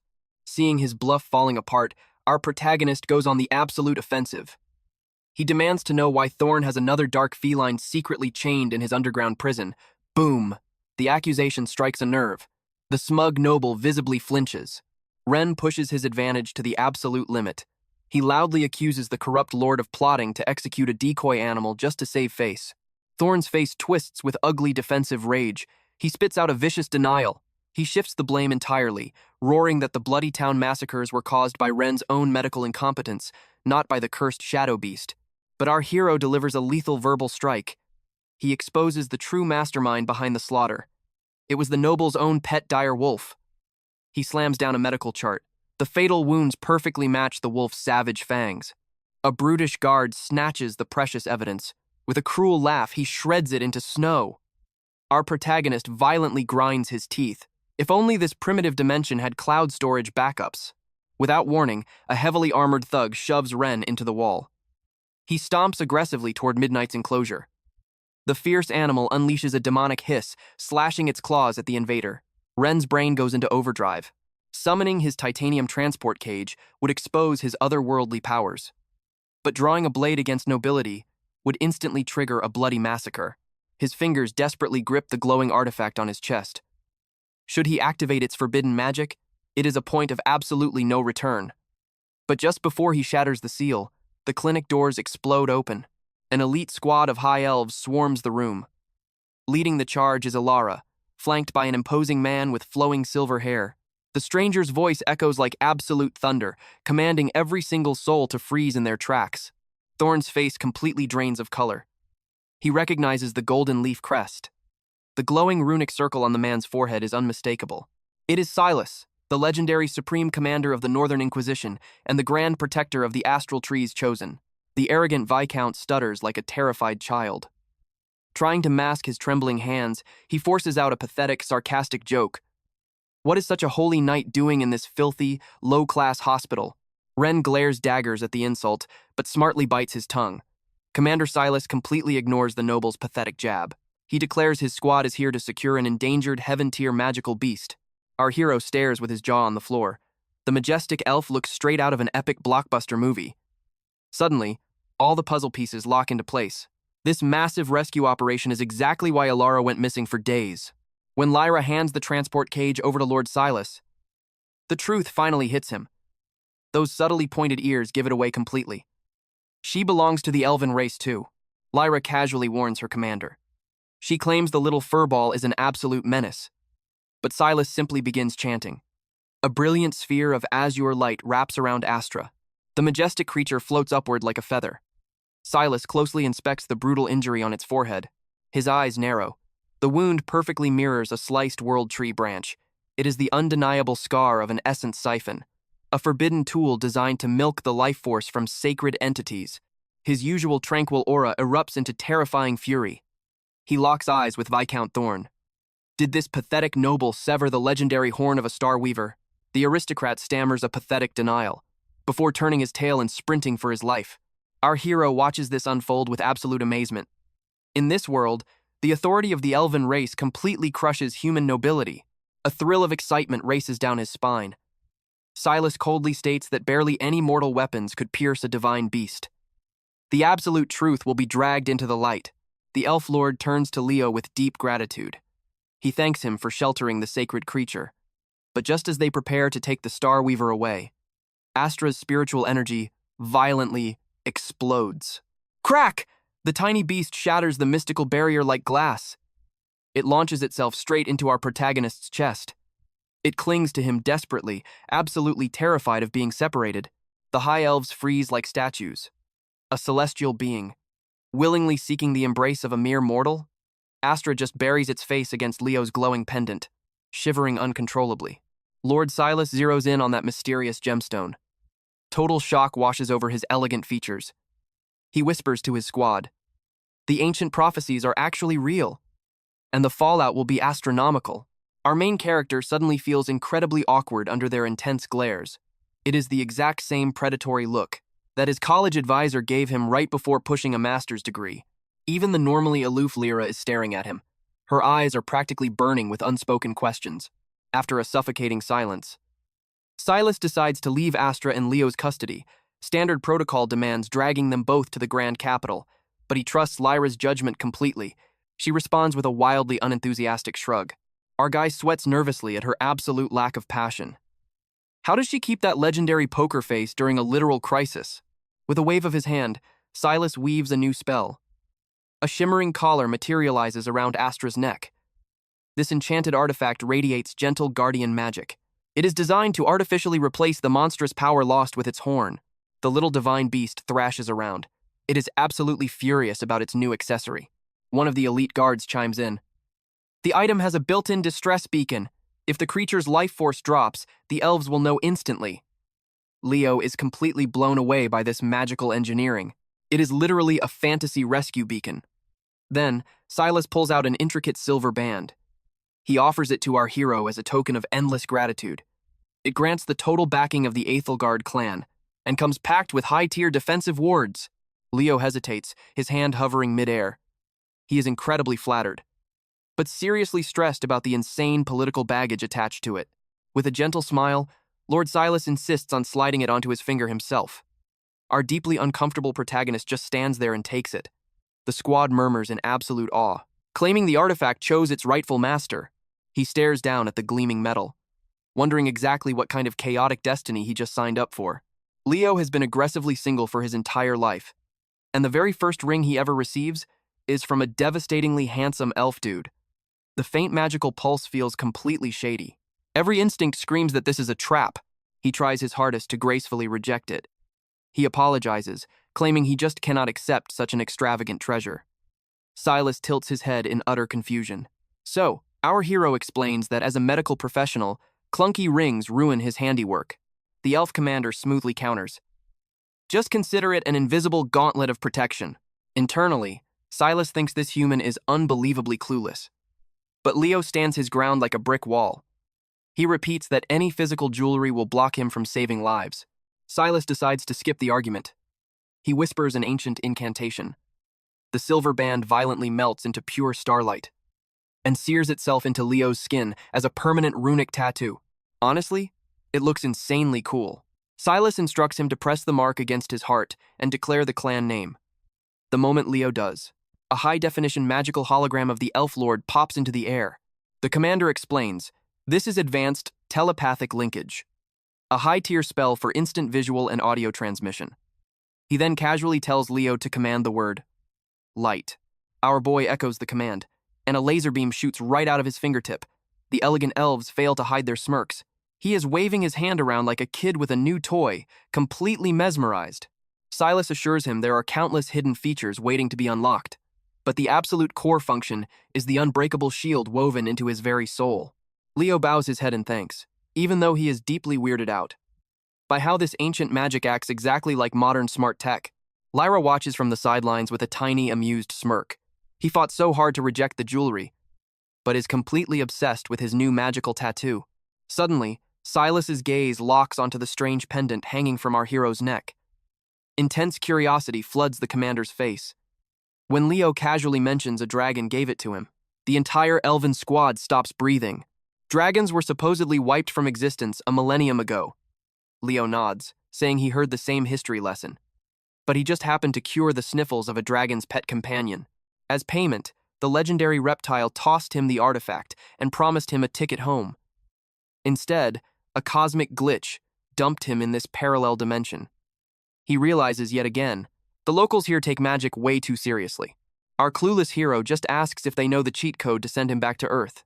Before the sentence even leaves his mouth, all three high elves drop fast to their knees. They start belting out a holy prayer to the god of restoration. They weep with gratitude for the absolute honor of breathing the same air as him. Leo freezes, his brain completely short-circuiting. These fanatics actually believe he is a reincarnated deity. Our boy waves his hands frantically, screaming that there is a huge misunderstanding. He is just a ridiculously average guy who got scammed by a giant lizard. And that pet was not even dying, it just needed a good bath. Silas, entirely missing the point, stares up with burning devotion. He argues that possessing a relic blessed by a dragon proves his divine status. Leo grumbles under his breath. He only took the shiny rock as a bus fare home. After being aggressively kidnapped across space and time, Silas grabs his hands with desperate intensity. He reveals that their entire realm is standing on the edge of the apocalypse. The spiritual essence that feeds the land is drying up. It used to flow like an endless ocean. But the moment the dragons vanished, the world's heartbeat slowed. Now, the sacred beasts are dying out. The soil is turning to ash. If someone does not stop the bleeding, there will be no tomorrow to fight this doomsday clock. The supreme rulers united to forge the Aegis Vanguard, an elite legion sworn to hunt down essence thieves and restore the planetary balance. Our main character zones out halfway through the dramatic lore dump. In his mind, he just summarizes it as, basically, they are an overly aggressive magical recycling team. Elandor's voice echoes with absolute reverence. He speaks of a legendary healing spirit, a savior blessed with the absolute authority of dragons. As the ancient prophecy rings out, every gaze in the room locks dead onto Cian. Utterly baffled, Cian points a trembling finger at his own chest. You mean, me? Valerius dips his head in heavy solemnity. They had been waiting hundreds of years for his fated descent. Our bewildered protagonist frantically waves his hands, insisting they have the absolute wrong guy. But it is already too late. The high elves drop to their knees, swearing eternal loyalty to their divine healer. Both the prestigious House of Solaria and the legendary Silver Aegis pledge to be his absolute shield. The sheer pressure of their fanatical devotion hits Cian like a truck. His mind is spiraling completely out of control. He desperately wants to scream that this is utter garbage, that the deranged dragon who dumped him in this world must have lost its mind. He secretly curses the oversized lizard, wondering what kind of twisted cosmic joke he is trapped in. When morning finally breaks, the suffocating divine drama fades into his normal clinic grind. The entrance bell chimes, and a client walks in, holding a sky swimmer. The poor creature has completely lost its ability to levitate. Cian inspects the magical pet with an expert eye. Its diet and mana levels seem perfectly standard. The harsh truth? It is simply nearing the end of its natural lifespan. A shadow of deep despair falls over the owner's face. She begs for any miracle to reverse the clock and put her pet back in the air. But our hero breaks the news with a gentle sigh. Father Time is undefeated, and death is a law of nature they must accept. Biting her lip in hesitation, the woman finally spills her heart out. Her sickly, bedridden father has cherished these floating wonders since he was a little boy. He used to breed entire flocks of them. But as his illness consumed his body, the pets mysteriously withered away. Now, only Stella remains. And she was not just any familiar. She was the ultimate token of romance his late wife had received. Many decades ago, during a moonlit proposal, her dad released Stella into the heavens. The creature's fins had blazed like shooting stars. In that golden era, sky swimmers would radiate brilliant auras, acting as the perfect fireworks for grand celebrations. Listening to this fairy tale, Cian cannot help but deadpan internally. Giving your fiancé a glowing fish instead of a diamond ring? Talk about being incredibly cheap. But Alara chimes in, defending it as the pinnacle of old-school romance. The client forces a bitter, hollow smile. She admits that the magic of those days is long dead. The tragedy did not stop there. After her mother passed away, her father's spirit shattered entirely. Now he wastes away in a lonely room, clinging to his last remaining companion like a lifeline. Just days ago, the old man made a chilling confession. If Stella's wings truly fail, he will gladly embrace death. Our boy feels a heavy pang in his chest. It is a devastating tale, watching a man hang on like the final withered leaf in a brutal winter storm. Alara, completely missing the emotional beat, bluntly tells the woman to just buy a replacement. Cian stares at her in absolute shock. Where was her humanity? Tears well up in the desperate daughter's eyes. She falls to her knees, begging our hero to perform a miracle on Stella and pull her father back from the brink of oblivion. Yet, our protagonist's hands are tied. The creature is not sick at all. It is simply the cruel reality of old age, and no spell in existence can rewind the clock. Still, the client refuses to listen. She frantically insists that Stella must take flight again, or her dad will definitely give up his ghost. Despite Cian's logical breakdown of the pet's condition, a grim realization washes over him. Emotional attachment is a terrifying double-edged sword. Even in this magical dimension, the bond between master and beast runs dangerously deep. People will literally starve themselves waiting for their familiars to heal. Others would willingly march into the grave right beside them. This kind of suffocating devotion almost always leads straight to tragedy. Out of nowhere, Elendor materializes from the shadows. He demands Cian swear a sacred vow, but before our stunned main character can even open his mouth, the world dissolves into white. His eyes snap open. It had all been a seriously messed up nightmare. Morning light filters into the shop as our hero sluggishly greets Lyra. She instantly calls out the massive bags under his eyes. Honestly, she had not slept a single wink either. Lyra figures he was agonizing over Stella, the sky swimmer, though he stubbornly brushes it off. But Lyra drops a massive bombshell. What if the pet's grounded state has absolutely nothing to do with getting old? What if it is suffering from extreme mana starvation? Her gaze turns distant with nostalgic sorrow. When she was just a kid, the radiant glow of sky swimmers began to flicker and die out. As the world's atmospheric energy withered away, these majestic creatures were brutally stripped of their flight.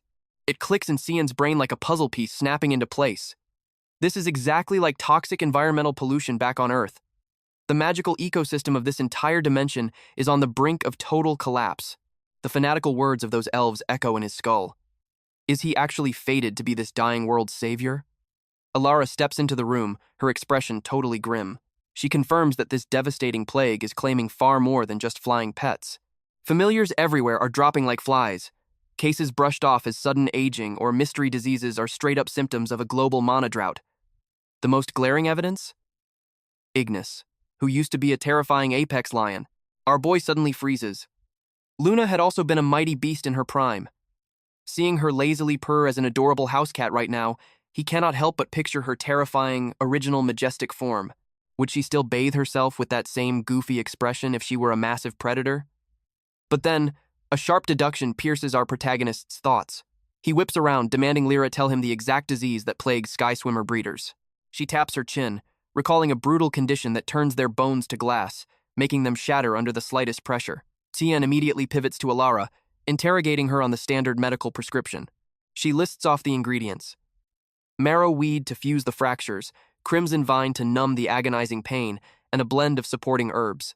When he grills her on the long-term side effects, Alara admits the crimson vine slowly fries the nervous system, inducing crippling fatigue over time. Boom!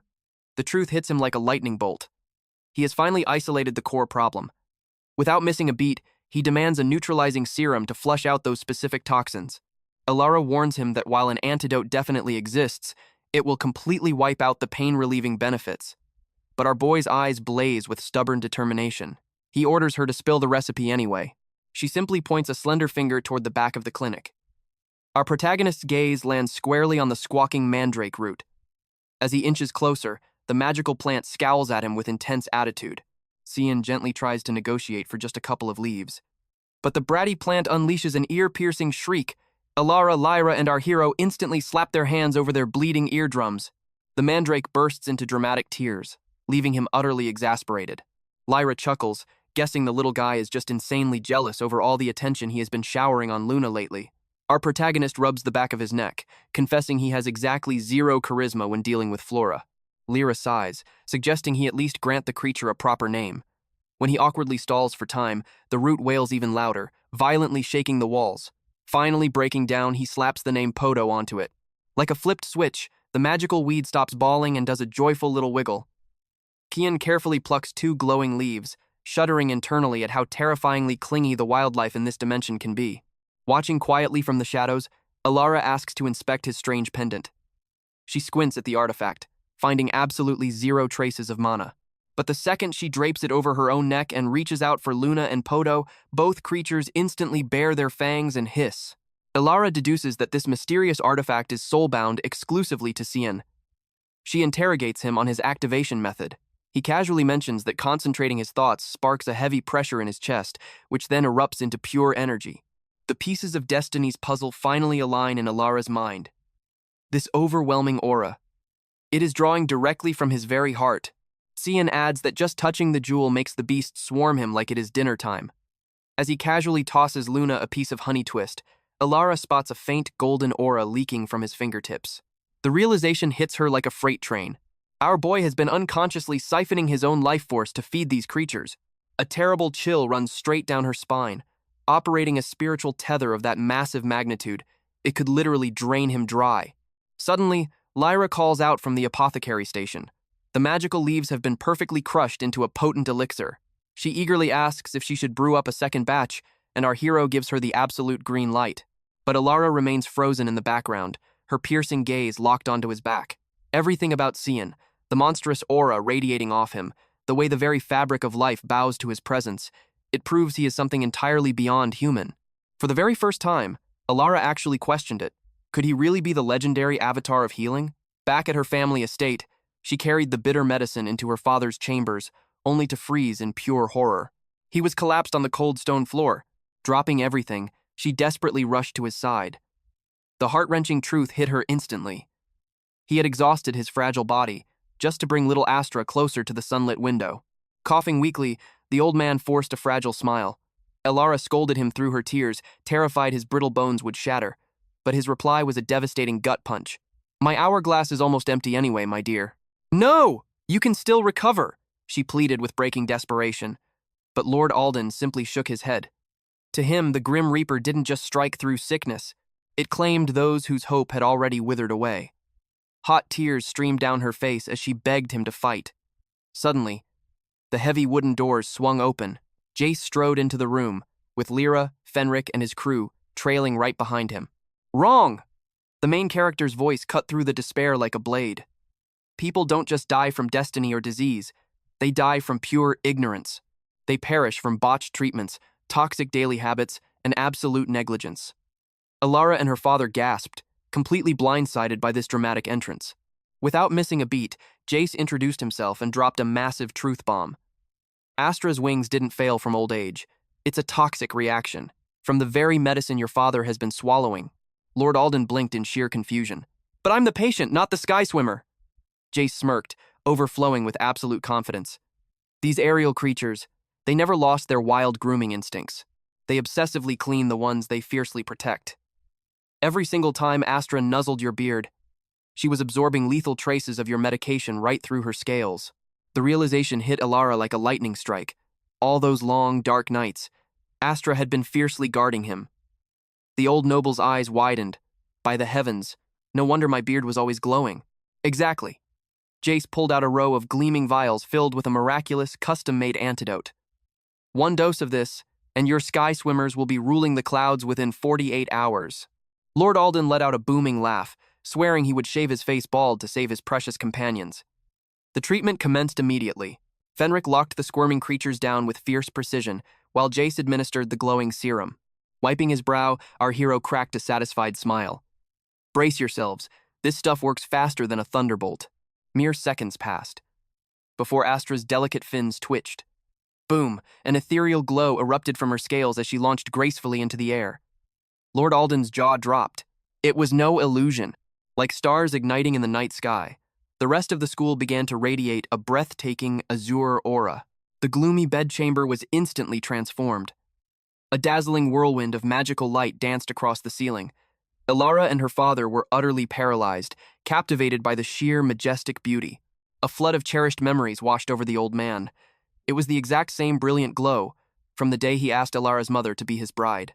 Cradling Astra against his chest, tears of pure joy finally shattered his stoic facade.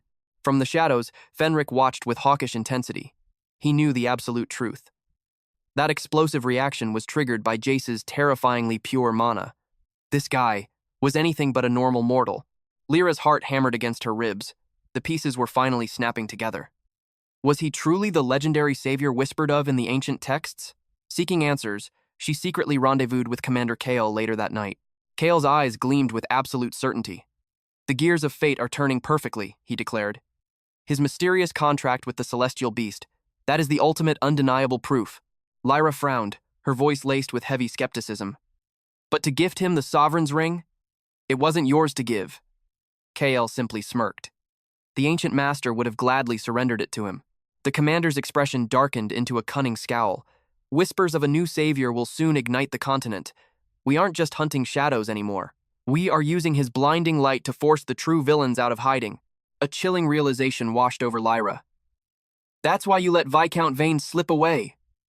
It was a brilliantly twisted trap, designed to lure out the masterminds, pulling the strings from the abyss. Cal placed a reassuring hand on his hilt. "Fear not, Jace is untouchable, and your fateful encounter in Oakhaven? That was the will of the heavens." Lyra's mind flashed back to their first meeting, watching him absolutely obliterate a mutated beast, while that enigmatic pendant hung fiercely from his neck. She gritted her teeth. "He possesses an unfathomable aura. Yes, but placing the weight of the entire world on his shoulders? I still have my doubts." Kael's gaze pierced right through her. "Then keep your eyes wide open, Lyra. The prophecy doesn't just promise a golden age of salvation. It practically guarantees an apocalyptic storm of trials first." Dawn broke peacefully over the sanctuary clinic, but inside, a gelatinous menace was brewing. A pesky slime sprite sat menacingly upon a massive emerald leaf. Jace's eye twitched with extreme annoyance. He had already billed the owner for this exact creature a week ago. Why was this jelly-like freeloader still taking up space? Across the room, Lyra was cheerfully poking at the squishy beast, claiming she was just playing nurse for the trio. But she was treating the highly volatile monster like a harmless house pet. Alarm bells rang in Jace's head, forcing him to intervene immediately. His encyclopedic knowledge surged forward. Slime sprites possessed two distinct evolutionary branches. The core-bearing elites were stable, but the coreless variants? Absolute walking nightmares. The one Lyra was blindly squeezing lacked a central nucleus, meaning extreme stress would trigger an explosive multiplication. Lyra casually shrugged it off. "Oh yeah, it's a super-sensitive breed that clones itself whenever it panics. No big deal." A cold sweat broke out across our hero's back. No big deal? A single mishandled slime could trigger an infinite cloning cascade, an apocalyptic tide that had erased entire cities from the map. Housing a ticking biological bomb in the same building as the explosive bloodroots and the fiery flare sprouts? It was pure, unfiltered madness. Jace's analytical mind went into overdrive. She hadn't even secured the official beast tamer's consent. She was just recklessly acting on her own rogue instincts. Fenric, observing from the corner, began to visibly sweat, whispering that meddling further might pull them into a deadly trap. A dark rumor suddenly echoed in the main character's memories. Elven outcasts who constantly concealed their ears were often hiding the scorching, jagged brands of exiled criminals. The sinister thought rooted itself deep in his mind. Lyra's explosive shoot-first mentality, her terrifyingly aggressive combat arts, and her total refusal to speak of her origins. Everything screamed that she was hiding a blood-soaked past. For a split second, Jace considered banishing her from his territory right then and there. But glancing at the mountain of incoming patients, he let out a heavy sigh of defeat. Before he could confront her, Lyra dramatically threw the clinic doors open for business. Meanwhile, miles away in a fortress of stone, Viscount Vane knelt trembling before a glowing communication stone. A demonic, distorted voice practically shattered the crystal. "Explain to me why the Silver Vanguard was spotted at that pathetic healer's sanctuary." The Viscount stammered pathetically. They ambushed us out of nowhere. They raved about a celestial creature, ruined the operation, and vanished. Murderous aura pulsed through the magical connection. You utterly useless fool. Did you hand the celestial beast over to the vanguard? Mercy! I will tear it back from their grasp! Vane begged, groveling on the floor. But honestly, the creature is already clinging to Jace Sterling. The shadow figure gasped in sheer disbelief. A sacred beast of that magnitude, naturally submitting to a filthy human? I swear on my life, it follows the boy like an obedient pup, the Viscount cried. The Dark Master's voice dropped to a terrifying, icy whisper. Slaughter every last soul who knows about this. You miserable, incompetent insect. The crystal violently shattered into dust, leaving the disgraced noble screaming in a fit of rage. Panting heavily, he roared at his trembling servant. Summon Thorn and Jax immediately. The butler flinched, his voice quivering. But my lord, you granted them amnesty after the guild's labor disputes. Vane's eyes burned with unholy madness. To hell with their vacation. Drag those assassins back here now. The gears of absolute chaos were spinning wildly out of control. And down in the bustling capital markets, explosive whispers of the Silver Vanguard's descent were already spreading like wildfire. Whispers flooded the streets. The townsfolk could not believe their eyes. Why would such a legendary faction show up at a rundown countryside clinic? Rumors spread like wildfire. They were hunting for an ultra-rare divine beast, but the real gossip? Kale was not just some back-alley healer. People whispered he was a supreme being from another dimension. The legends grew wilder by the second. They said he crushed a mana-crazed monster and tamed a holy beast with his bare hands. Fact and fiction blurred together, whipping the entire village into an absolute frenzy. As the sun dipped below the horizon, the whispers took a mystical turn. The locals started calling Kael the divine healer.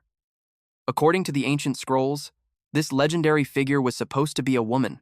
But now, the prophecy had flipped. The sacred spirit had taken the form of a man, and whoever managed to win his favor would hold the entire world in the palm of their hand. Standing in the shadows, a striking woman with flowing rose-colored hair turned to her brunette companion. A smirk played on her lips. With this new variable, the very fabric of destiny was about to shift. Meanwhile, high up in the elite district of Highreach, Julian stepped into his luxury clinic, expecting a chaotic morning rush. Instead, he was met with dead silence. His head butler delivered the crushing news. Not a single patient had walked through the doors. His eyes narrowed with pure venom. This had to be the work of that snake, Baron Sterling. Julian swore absolute vengeance. But his trembling assistant stepped forward. The real reason? A brand new healing center down in the slums of Oakhaven, Kale's clinic. Julian scoffed at the very thought. High-born aristocrats rubbing shoulders with filthy commoners? Impossible. But his smug grin shattered into a million pieces. The assistant dropped a bombshell. Lady Seraphina had completely canceled her exclusive appointment. She went to see Kale instead. Pure, blinding rage boiled in Julian's veins. He slammed his fist onto the mahogany desk, shaking the room. He ordered his personal carriage prepped immediately. He was going to crush the trash who dared to humiliate him. Julian was born with a silver spoon in his mouth. He had absolute genius-level intellect, flawless magic control, and the face of an idol. Honestly, choosing to be an animal doctor made zero sense to high society. But the Golden Boy had his own hidden agenda. He claimed to have a deep, profound love for pet owners. Flashing his signature, million-dollar smile, he would soothe the hearts of frantic nobles. Easing their anxiety fed his massive ego. But make no mistake, Julian always kept a giant wall between his private desires and his business. Well, except for one glaring exception. Lady Seraphina of House Valerius. The second she stepped into his lobby, his fate was sealed. He was totally obsessed. Deep down, he knew the dark truth. He spent years mastering veterinary magic just to get his hands on her holy beast. But that lifelong dream turned to ash.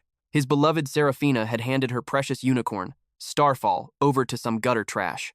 Blinded by absolute fury, he ordered his high-end clinic completely shut down. He stormed straight toward the Valerius Manor. Upon barging into the grand estate, the matriarch greeted him. Duchess Valeria sipped her tea, her eyes dripping with cold indifference.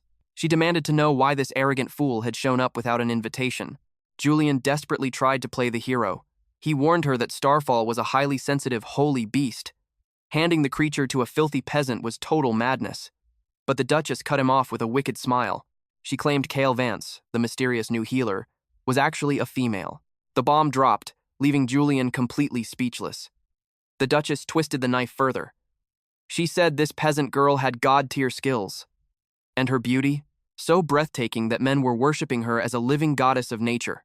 A cold sweat broke out on Julian's forehead. His mind raced, desperately trying to picture a woman capable of rivaling an ethereal sprite. Would she have spun gold hair like a celestial angel, or the captivating charm of a demoness? His wild delusions shattered instantly. The Duchess burst into mocking laughter.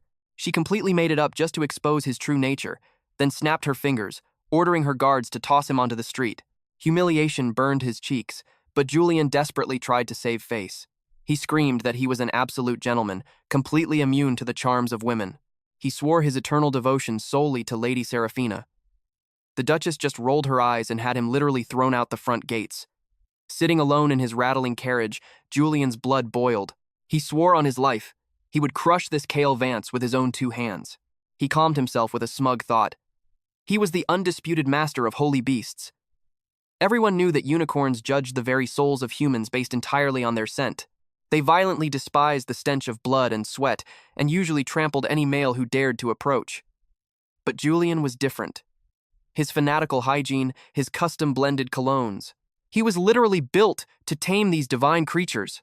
He remembered the brutal trials he endured to win a holy beast's favor, scrubbing his skin raw twice a day, drowning himself in the exact same fragrance as the pet's master. It was a flawless, genius-level strategy.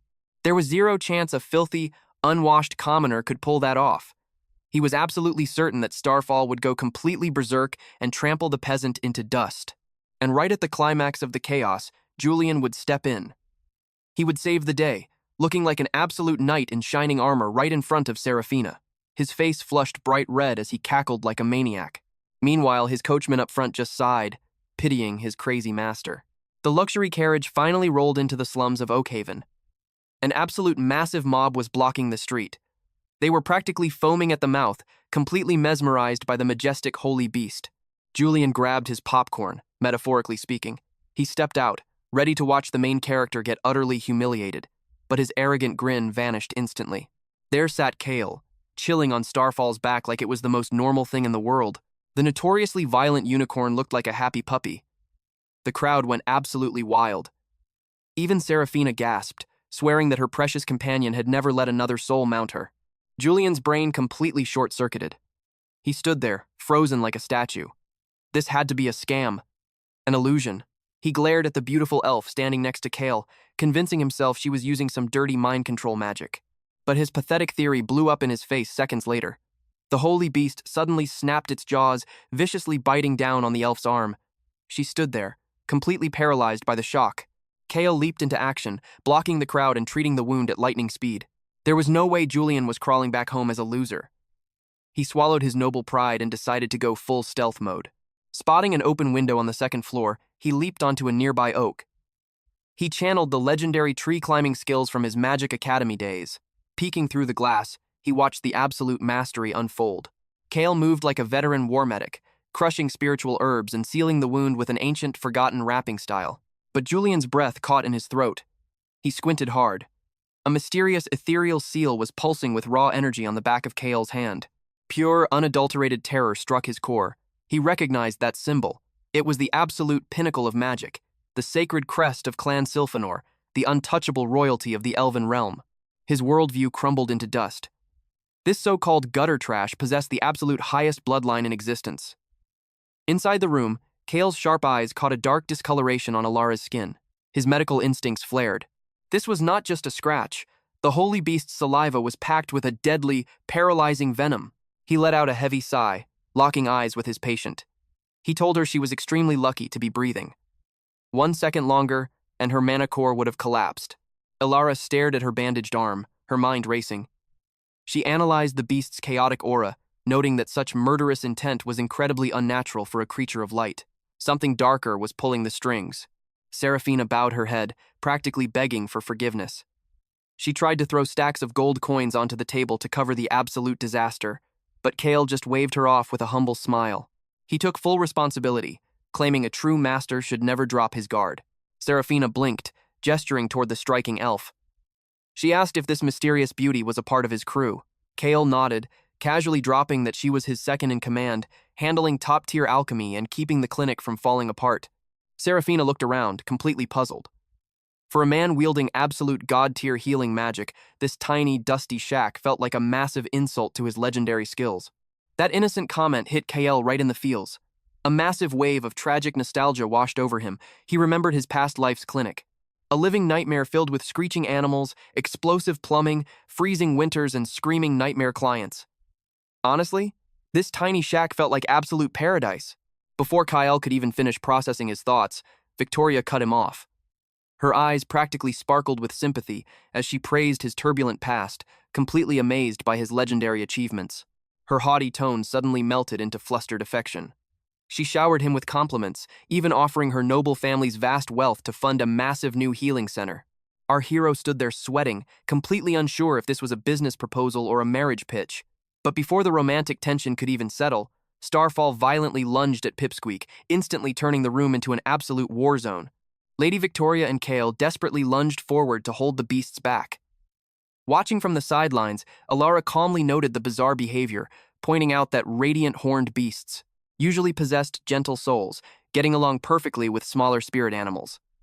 Victoria fiercely defended her prized beast, taking deep offense to the insult. Within seconds, the argument between the two noblewomen exploded into a raging fire. High society venom spilled from their lips. Vicious accusations of terrible manners, illegally bought reservations, and pure aristocratic arrogance echoed through the halls. Toby quietly grumbled about how out of touch these snobby nobles really were, earning an absolute death glare from Victoria.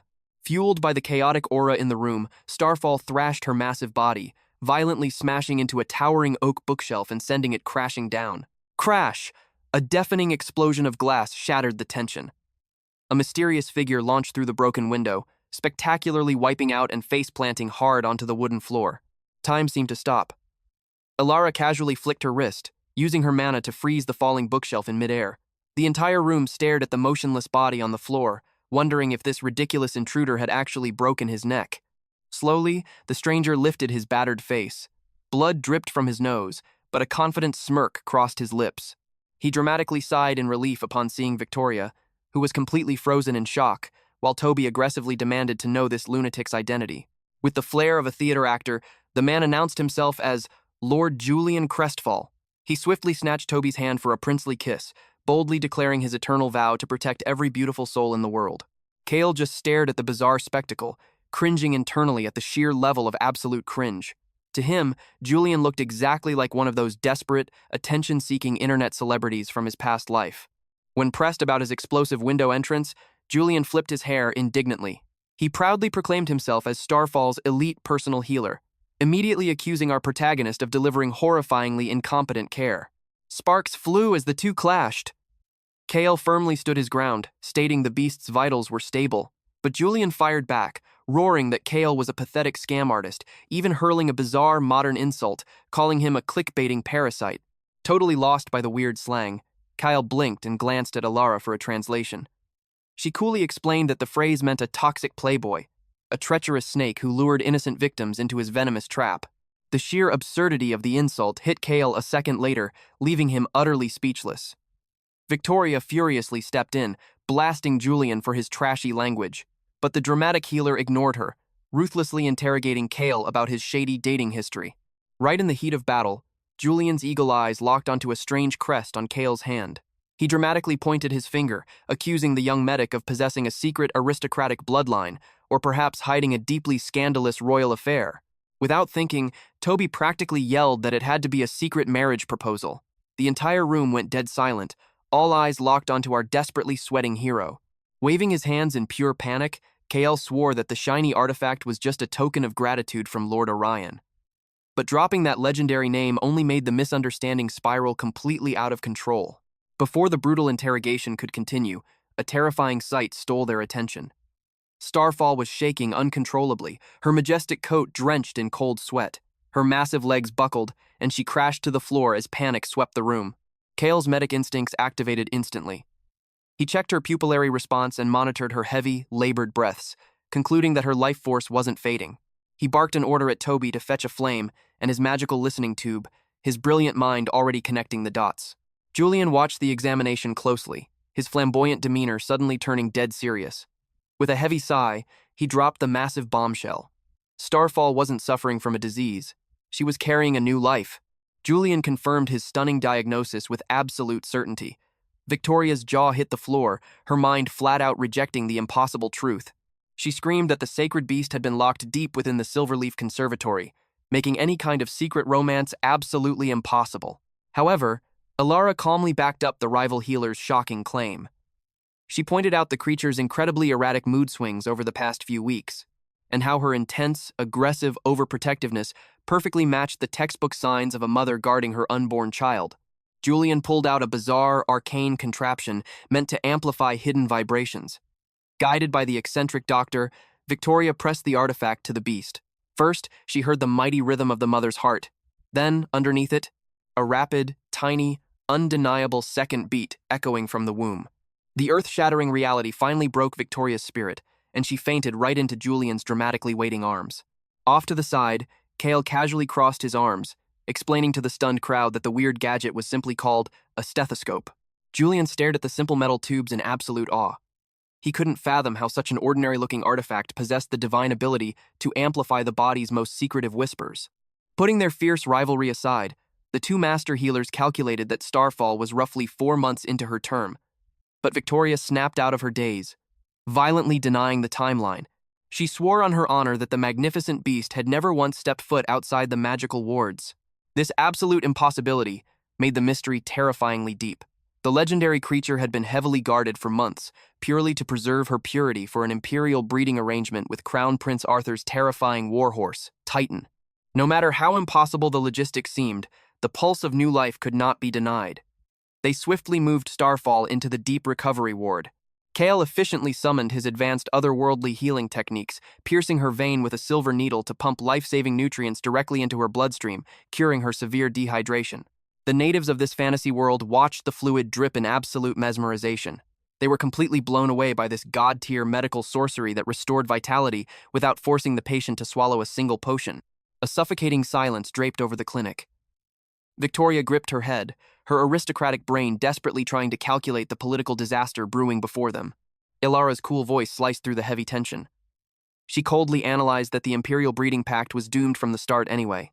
Divine horned beasts possessed impossibly high standards, often choosing eternal solitude unless they encountered a soul of absolute, undeniable majesty. But when destiny finally aligns, a union of that magnitude doesn't just create offspring, it spawns a literal myth. A supreme hybrid beast radiating an immortal golden aura. Julian stroked his chin and proposed a dangerously bold strategy. They should package Starfall up as a grand imperial tribute, shipping her directly to the imperial court to beg for the crown prince's mercy in person. He was betting on the royal family coveting a miraculous hybrid baby. But Ilara instantly shot down that suicidal gamble. She warned that golden hybrids were nothing but ancient fairy tales, and bringing a pregnant beast without knowing the father's identity was basically a death sentence. Julian frantically started listing off the elite stallions stationed at Victoria's massive estate. It could have been Galeburst, renowned for his blinding speed and majestic mane, or perhaps Ironhoof, a beast legendary for his unbreakable stamina. Maybe it was Sunbeam with his enchanting charisma, or the absolute powerhouse known as Shadowstrike. Pushed to the brink, Victoria finally admitted the harsh truth. They had to uncover the secret lover's identity before making a single political move. Julian eagerly puffed out his chest, ready to play detective. But Victoria completely ignored him, turning her desperate, pleading eyes toward Kale instead. She prayed his godlike medical knowledge could magically sniff out the missing father. Kale immediately rejected the impossible quest. He flatly reminded the frantic noblewoman that a listening tube wasn't a magical bloodline tester. Surprisingly, Julian backed him up, admitting that Kale's pure heart and razor-sharp instincts made him the only man capable of solving this romantic mystery. Ilara adjusted her gaze, dropping a massive clue. The culprit couldn't be far away, because expectant divine beasts suffered extreme psychological torment when ripped away from their chosen soulmates. But that logic didn't fit. Starfall had been perfectly peaceful during the entire carriage ride from the estate. Suddenly, lightning struck Victoria's mind. The majestic creature's raging anxiety had only flared up after they arrived at this very clinic. The pieces of Destiny's puzzle finally locked into place. Out back in the modest stables, Carter was casually brushing down a scruffy, completely ordinary mutt of a horse, blissfully unaware of the absolute storm of drama about to crash down on his head. The moment Starfall laid eyes on that ragged little colt, a massive wave of pure emotion exploded from her. She completely ignored her noble grace, charging forward to lovingly nuzzle the lowly mutt. The legendary mother had chosen her king, leaving every single noble in the room completely paralyzed with shock. Lady Seraphina stood frozen in absolute horror. It defied all aristocratic logic. Why would a majestic unicorn of imperial bloodlines willingly bond with a filthy, low-born draft horse? The sheer absurdity of the situation pulled a quiet chuckle from our hero. He muttered that it felt straight out of a cheap romance novel, where a tyrannical parent desperately tries to tear apart star-crossed lovers. Lord Cassius adjusted his glasses as he studied the unicorn's gentle nuzzles. Despite the massive gap in their status, he confirmed that the affection radiating between the two beasts was undeniably real. Seraphina desperately argued that the colt was far too young for this, but Dr. Kale cut through her excuses. Celestia had already made her choice, and forcing them apart would only put the mother and her unborn foal in mortal danger. The cold, hard truth left Seraphina entirely speechless. Her mind raced as she stared at the impossible scene unfolding before her eyes. The ultimate symbol of divine purity, hopelessly tied by the red thread of fate to a mud-covered workhorse. News of Celestia's forbidden romance soon reached Duke Valerius. Fury blazed in his eyes as he backed the young stable hand into a corner. He roared that letting a peasant's cart horse touch their sacred unicorn was absolute treason. Toby trembled, pleading that he was completely clueless about the beast's secret rendezvous. But the Duke viciously cut him off, accusing the boy of orchestrating the scandal to extort the noble family's wealth. Ignoring the boy's desperate tears, the ruthless Duke ordered his guards to drag both Toby and the offending beast into the freezing dungeons. He vowed that a merciless judgment would fall upon them by dawn. Whispers rippled through the estate's servant quarters like wildfire. The maids scoffed at the Duke's cruelty, knowing poor Toby was entirely innocent. After all, who could possibly control the wild, untamed instincts of love? The hushed gossip quickly shifted to Celestia's original destiny. Why was the divine beast being prepared for the imperial palace in the first place? The answer clicked in their minds. She was meant to be the ultimate political bribe for the upcoming imperial crown princess selection at the end of the year. They gossiped about Lady Seraphina's desperate ambition. Celestia could have been bathing in imperial gold right now, but instead, she gave her heart to a peasant's horse. One maid snickered, whispering that the unicorn was just as hopelessly romantic as her mistress.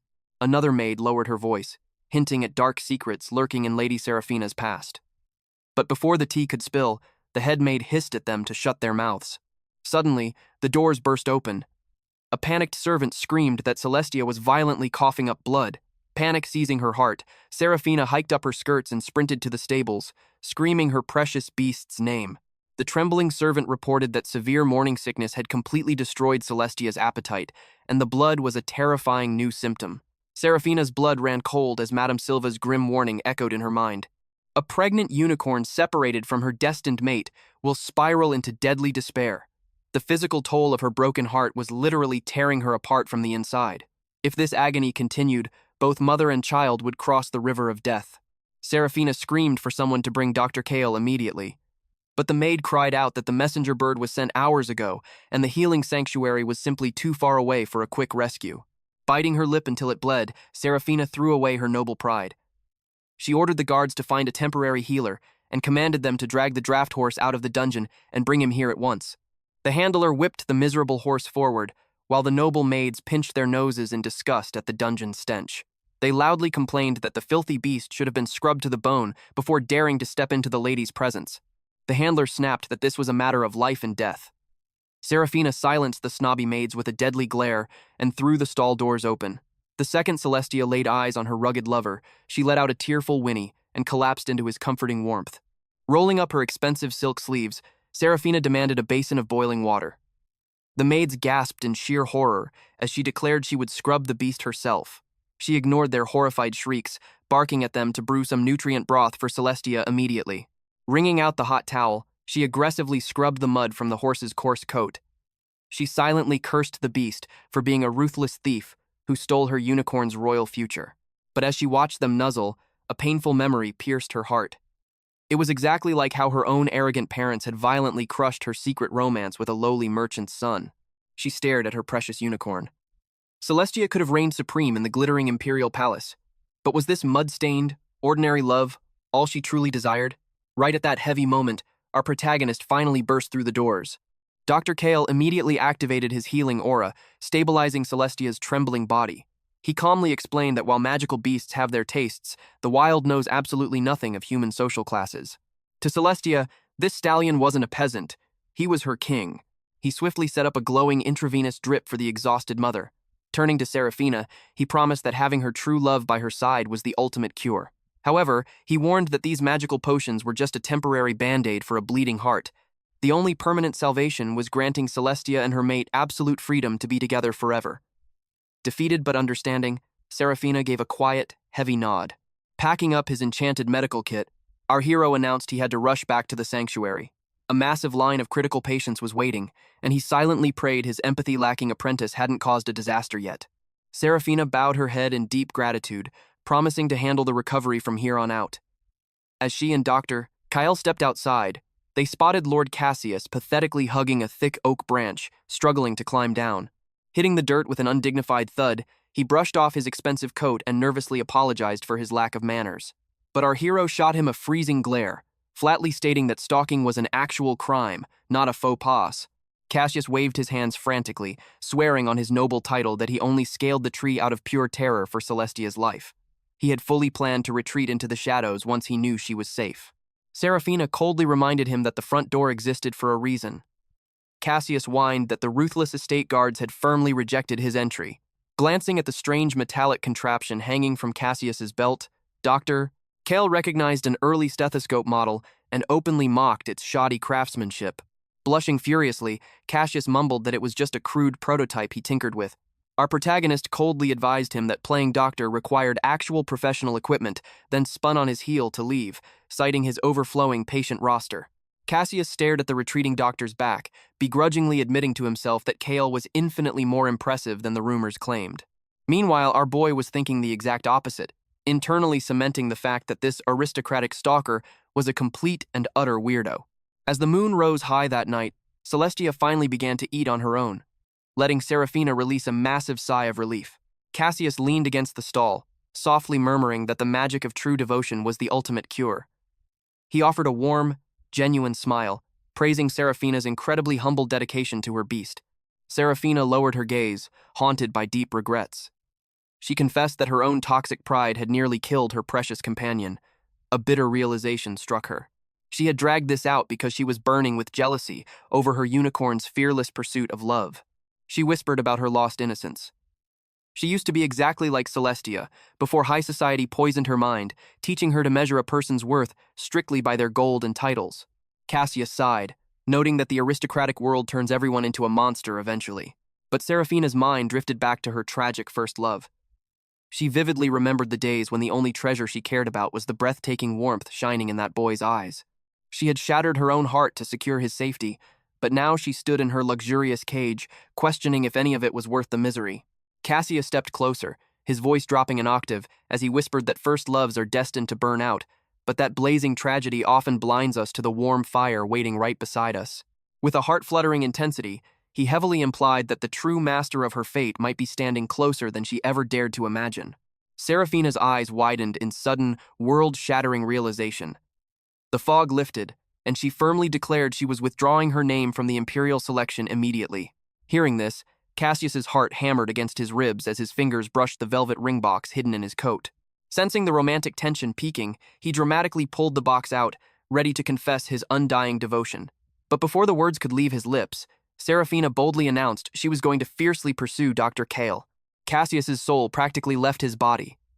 He froze like a statue, sputtering in absolute mind-numbing disbelief, begging her to repeat that absolute madness. Serafina flashed a dangerous, ambitious smirk. "Why be a glittering trophy wife to an emperor," she declared, when she could hold absolute power in her own two hands. Leaving Cassius utterly paralyzed in the dust, she flashed him a devastatingly bright smile, thanking him for the epic epiphany and cheerfully declaring him her absolute bestie for life. Julian felt his pride shatter into a million pieces. Clenching his fists, he swore to the heavens that he would never forgive Kalen for this humiliation. Meanwhile, back at the beast sanctuary, Riku sneezed violently before reading aloud from an elegant parchment. Mochi had been selected as Lady Serafina's official familiar. The royal summons offered Kalen 10 times his usual fee to become her exclusive healer, but our humble protagonist instantly rejected the gold. He firmly stated that abandoning his overflowing patient list was simply out of the question. At the same time, Riku whined that the stubborn plaque on their current patient's fangs hadn't budged, even after an hour of exhausting scrubbing. Kalen leaned in to examine the massive serpent's jaws. Spotting the severe magical decay, he commanded Riku to flush the area with saline solution immediately, and to prep the healing herbs and enchanted cotton without delay. Deep in the zone of his craft, his sharp eyes caught a mysterious glint wedged between the razor-sharp fangs. With a steady hand, he extracted a strange, tiny artifact. The aristocratic owner burst into joyful tears. He proudly declared that the magnificent beast, Vritra, was a divine guardian bestowed upon their bloodline by the former emperor, and the silly creature had accidentally swallowed their priceless family heirloom. Unfazed by the royal lore, our diligent hero pointed out the remaining decay. He coldly estimated that several fangs required complete extraction, which would chain them to the operating table for another hour or two. Alara casually shattered his piece by pointing out the beast's second head. 5 hours of work at minimum. As Kalen's soul practically left his body in despair, the oblivious noble tried to lift his spirits by showing off a grand portrait of himself posing with Vritra. The noble boasted that it was a masterpiece born from the brush of his estate's legendary artist. With a glowing smile, he asked if the Grand Doctor appreciated the fine art. Kalen stared at the downright hideous canvas, desperately wanting to reject the sight. But out of nowhere, the eccentric painter stepped forward, passionately insisting on capturing Kalen's essence next, claiming his aura was the greatest muse he had encountered in decades. In the middle of this chaotic banter, Vritra's monstrous glowing eyes suddenly snapped open. Alara caught the terrifying movement instantly. Kalen's blood ran cold as a single thought crossed his mind. Was the magical anesthesia wearing off too soon? Alara's hands glowed with pure mana as she chanted a defensive barrier. But out of the blue, Julian leaped right into the line of fire. The magical blast struck the rival doctor square in the chest. Alara gasped, instantly recognizing the elite physician, completely baffled by his dramatic entrance. Before a single breath could be drawn, Vritra unhinged its massive jaws. In one terrifying gulp, the divine beast swallowed Julian completely whole. Silence dropped over the room like a heavy stone. Everyone stood absolutely paralyzed, their minds failing to process the horrific sight of a man becoming a monster's midday snack. Meanwhile, despite the clinic's closed sign, an ocean of desperate patients had been camping outside since the crack of dawn. The weary crowd murmured with frustration, exhausted from crossing mountains just to witness the so-called miraculous healer. A few impatient souls even grumbled about giving up and seeking the inferior medical guild in the neighboring territory. Rewinding to just moments before the disaster, Julian had been spying from a hidden vantage point, his blood boiling with absolute fury.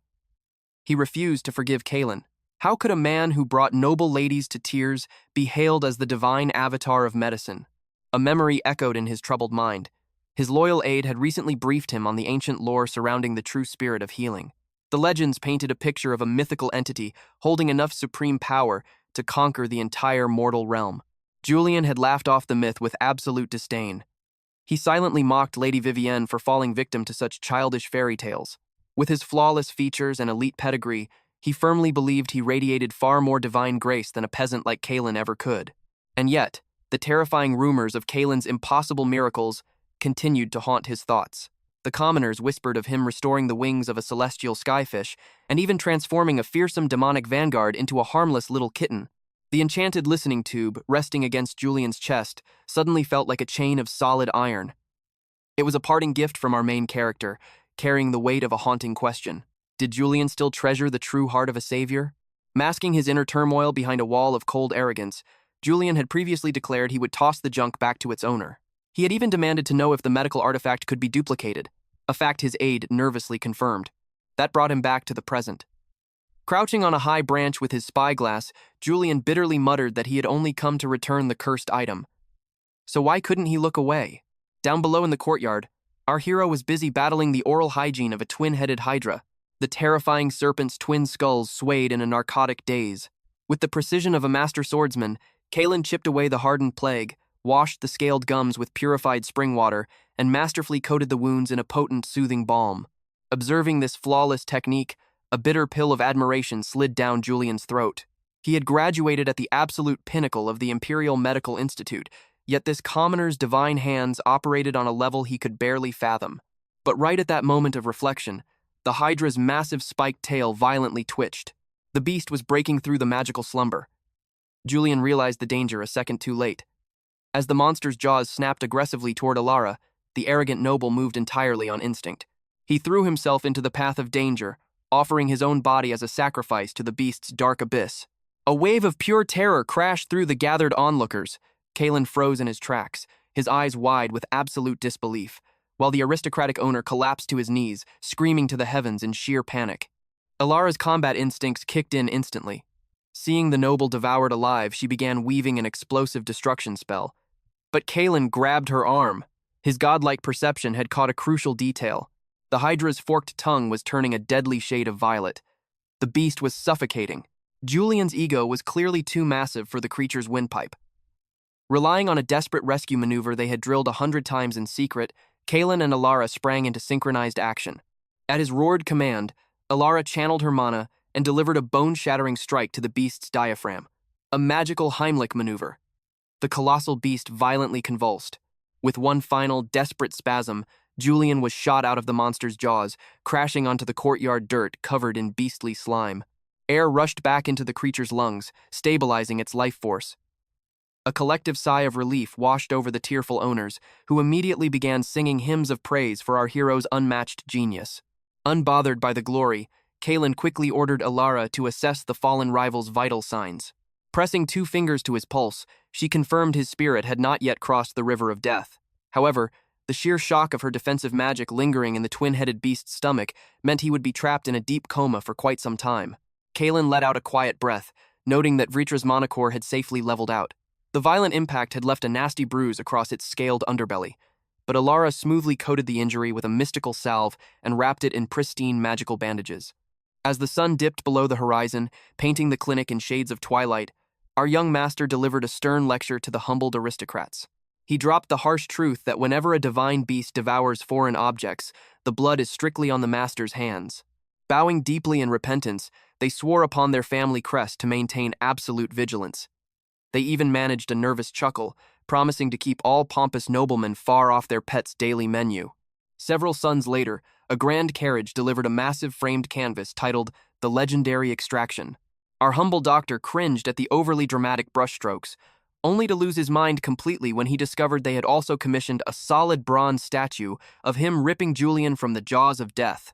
He buried his face in his hands, fully convinced high society had lost its collective sanity. Meanwhile, deep in the clinic's recovery ward, Julian slumbered in peaceful ignorance, utterly oblivious to his new immortalized fame, while Riku and Alara kept a silent vigil by his bedside. Slowly, the heavy veil of sleep lifted. Julian's eyelids fluttered open to an unfamiliar ceiling, his brilliant mind scattered in absolute confusion. One by one, the chaotic fragments of his memory began violently clicking into place. The covert surveillance mission, the monstrous serpent breaking its bonds, the desperate, foolish leap to shield the mage girl from pure destruction, and then, the suffocating darkness of being swallowed alive into the belly of the beast. He recalled the utter despair inside that fleshy abyss. He had ironically thought what a tragic joke it was for a strict vegetarian to become meat for a carnivore. In those final moments, he had silently prayed to the heavens that his next life might be as a legendary unicorn, bonded by fate to a breathtaking female protagonist. A sudden, razor-sharp ache shot through his nervous system like a bolt of lightning. Was this the agonizing transition of reincarnation? He mentally screamed for mercy, but a harsh cough violently forced its way up his throat, snapping his soul right back into the mortal plane. The blurry silhouette of Alara materialized beside his bed, her calm voice declaring his triumphant return to the land of the living. Still drowning in a fever dream, Julian squinted at her, genuinely wondering if this angelic figure was his new destined master. Her gentle but firm hand immediately pushed his chest back onto the mattress. She warned him that the lingering mana backlash would make the room spin like a chaotic vortex and churn his stomach for at least 2 to 3 days. Having no strength to argue, the defeated elite offered a weak, silent nod of submission. Just then, the sliding door opened. Our legendary doctor stepped into the room, holding a steaming wooden cup that radiated intense herbal energy. Ordering his rival to sit up, he firmly declared that this elixir was non-negotiable for his shattered life force, commanding him to drain every last drop. Julian forced the bitter liquid down his throat, grimacing as Kalen casually mentioned he had tossed in some incredibly rare silver leaf to supercharge the healing process. He also dropped the news that word had been sent to House Valerius, and Julian was ordered to remain under his roof until his aura stabilized. Julian's pride flared up one last time as he weakly protested, refusing to owe a debt to his ultimate rival. But with an unshakable, commanding gaze, our hero shut him down completely, delivering a cold, hard truth. A true man of medicine knows that defeating death always trumps protecting your own ego. Julian bows his head in deep gratitude. Our main character nods, stepping out of the room so his patient can recover. Watching him leave, Julian's heart swells with immense respect. Truly, Doctor, Jin is a saint walking among men. Guilt washes over him for ever doubting the healer's intentions. He vows to become a noble person just like him. But then, his eyes catch a crisp parchment on the nightstand. A medical bill. Betting fee, 500 silver coins. Recovery meals, 100 silver. Totaling a staggering 668.86 silver. Julian's jaw drops to the floor. He immediately curses that money-grubbing doctor under his breath. Cut back to the bustling clinic. A frantic couple holds their magical feline, terrified the procedure will magically swap its gender. Our hero sighs, explaining it is just standard medical phrasing. They are simply neutralizing the beast. The owners gasp in horror, calling the surgery an act of absolute cruelty. But Dr. Jin keeps his cool. He lays out the cold, hard truth. The mother cat's mana core is depleting. Nursing endless litters is destroying her life force. He challenges them with an icy glare. What alternative do they propose? The stubborn owner fires back, insisting their precious companion is still in her prime. Dr. Jin raises an eyebrow. Shall they do the math on how many magical beasts will spawn in 5 years? Or perhaps they are running an illegal breeding ring for silver-tailed foxes in the shadows. The owner flinches, furiously denying the accusation. But they desperately argue their final point. If they strip away her primal instincts, what joy will the poor creature have left in this world? Having fought this exact battle 100 times, our protagonist delivers the final blow. Unchecked breeding shatters their lifespan. It guarantees a miserable existence for both beast and master. Completely defeated by his flawless logic, the couple leaves in a river of tears. Alara flashes a professional smile, promising to lock in the surgery date. Once the doors close, our hero rubs his temples. He grumbles about handling the scheduling himself. Explaining the same medical concepts to commoners is draining his soul. Alara suddenly grabs his sleeve. The next appointment belongs to her childhood best friend. She begs him to show extra care. With a reassuring nod, Dr. Jin accepts the quest. The clinic doors swing open. A young village girl steps inside, struggling to hold a massive flame fowl. As soon as our hero locks eyes on the beast, he senses its overwhelming vitality. Those blazing feathers scream peak physical condition. Alara chimes in, bragging that Blaze is the undisputed king of her friend's farm. The girl puffs out her chest with pride. 20 minutes of intense examination later, our hero gives his ultimate verdict. This majestic fowl could easily win the Grand Avian Tournament. But instead of celebrating, the girl's face darkens. She anxiously insists that Blaze has been losing weight. Dr. Jin checks the scales. Not a single ounce of muscle has vanished. Trembling, she describes terrifying midnight convulsions, convinced it is a deadly curse. Our protagonist waves it off completely. The beast was merely twitching during a dream state. Desperation creeping into her voice, she claims the bird's throat was raspy yesterday. Could it be a lethal throat rot?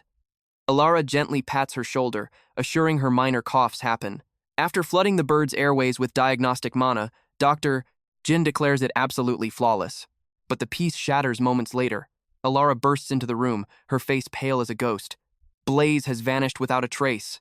Lyra stammers wildly, swearing the giant bird evaporated the second she stepped into the washroom. Dr. Jin's eyes flash with command. Lock every door! Seal the windows! Mira steps into the crowded lobby, projecting her voice to freeze the chaotic room. An emergency lockdown is in full effect. Panic ripples through the waiting nobility. They scream that their precious beasts will go berserk if trapped. Hana immediately steps in, channeling calming magic to soothe the agitated familiars before a riot breaks out. The medical squad scours every inch of the clinic, turning up absolutely nothing. Frustrated, Dr. Jin demands to know the creature's hidden triggers. Lyra nervously avoids eye contact, suggesting the bird probably escaped the building already. Our protagonist slams his fist on the desk. Impossible! A low-tier beast cannot operate door handles. It has to be inside. Suddenly, Alara gasps. Blaze has an unnatural obsession with human males. Our main character connects the dots. Certain species are heavily drawn to deep masculine frequencies. Lyra admits the bird's obsession borders on absolute madness. Like a bolt of lightning, the truth strikes our hero. That perfectly explains why the massive bird refused to let go of him during the exam. Hana suddenly points down the hall. There is exactly one place left to check. The exclusive recovery room. They kick the door open, only to witness a jaw-dropping scene. The giant flamefowl is fiercely cuddling a terrified Julian. The entire rescue team freezes in sheer disbelief. The atmosphere instantly drops below freezing. Dr. Jin slowly turns his piercing gaze toward Lyra. He demands the truth. Why did she stage this entire disappearance? His healer's intuition had been screaming at him since the moment she walked in. Throughout his legendary career, he has encountered thousands of beast tamers. But never once has he met a guardian who looked devastated upon hearing their companion was perfectly healthy. His voice echoes with absolute authority. A beast of that ridiculous size glowing with fire mana cannot simply turn invisible. It is far too loud and flashy to sneak past the front desk and breach a secure ward unseen. He demands an immediate confession. Breaking under the immense pressure, Lyra bursts into tears. She admits she orchestrated the lie because a terrifying noblewoman would never take a peasant's word. However, if the city's most renowned beast healer declared the fowl was fatally ill, the nobility would have no choice but to listen. Our hero narrows his eyes, asking who exactly is terrorizing her.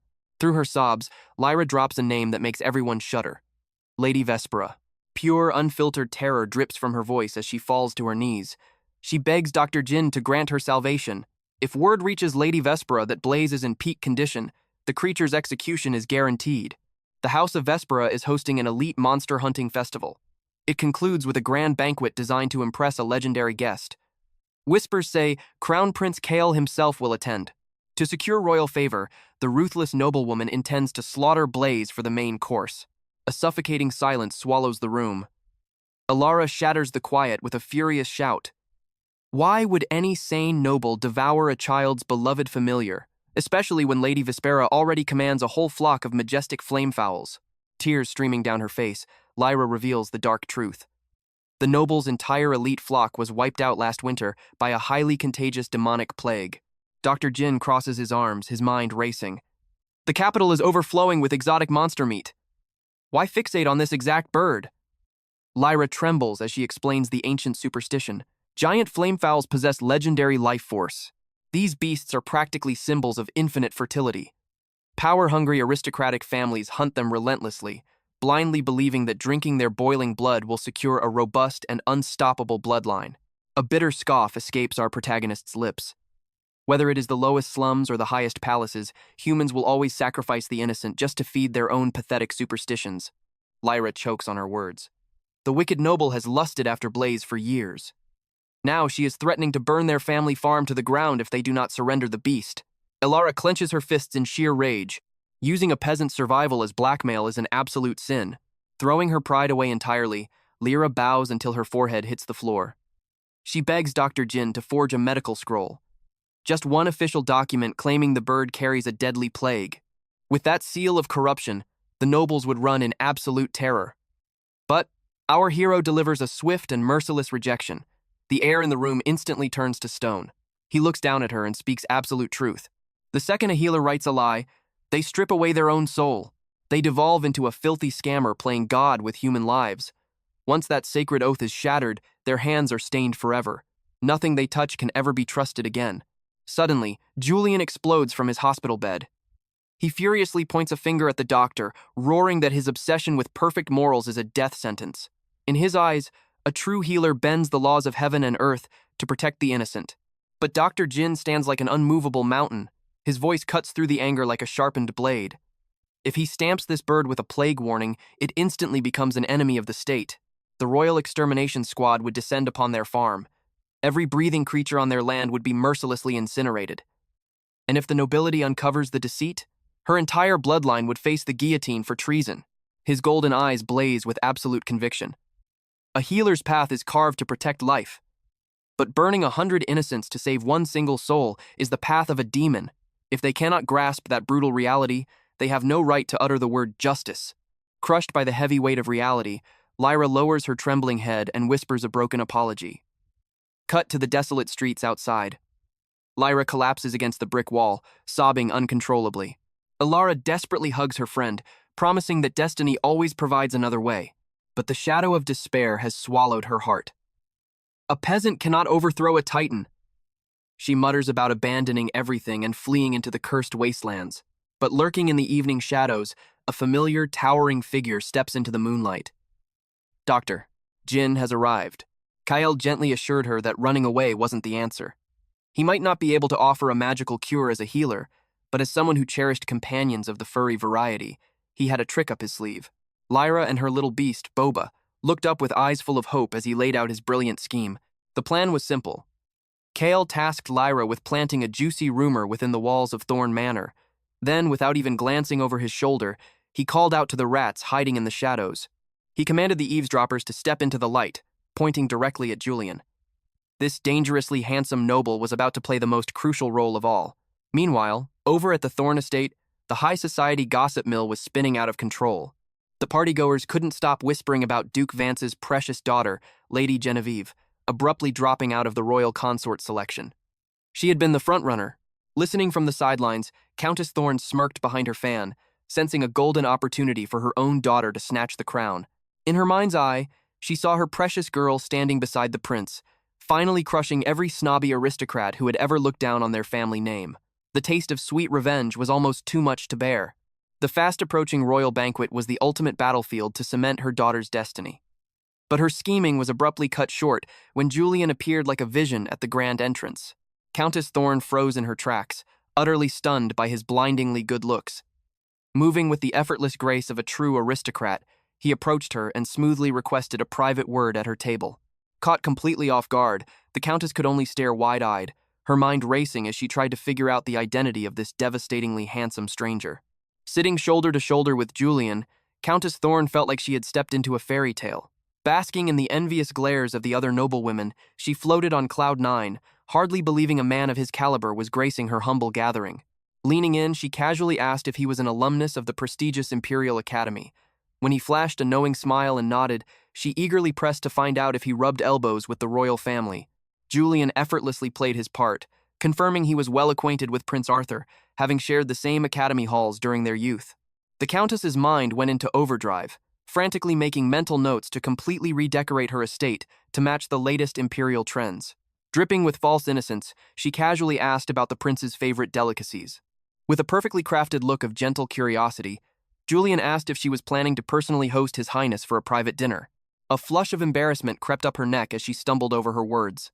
But Julian swooped in like a knight in shining armor, reassuring her that catering to royal palates was a terrifying task for anyone. Lowering his voice conspiratorially, he offered to connect her with his personal supplier, an underground merchant who dealt strictly with the elite, smuggling in the most legendary, high-grade ingredients the world had ever seen.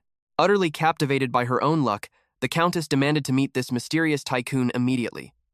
Julian offered his arm, guiding her far from the lavish party to a run-down, creaky cabin nestled in the woods. Countess Thorne's face fell instantly. This crumbling shack looked more like a beggar's den than the headquarters of a master merchant.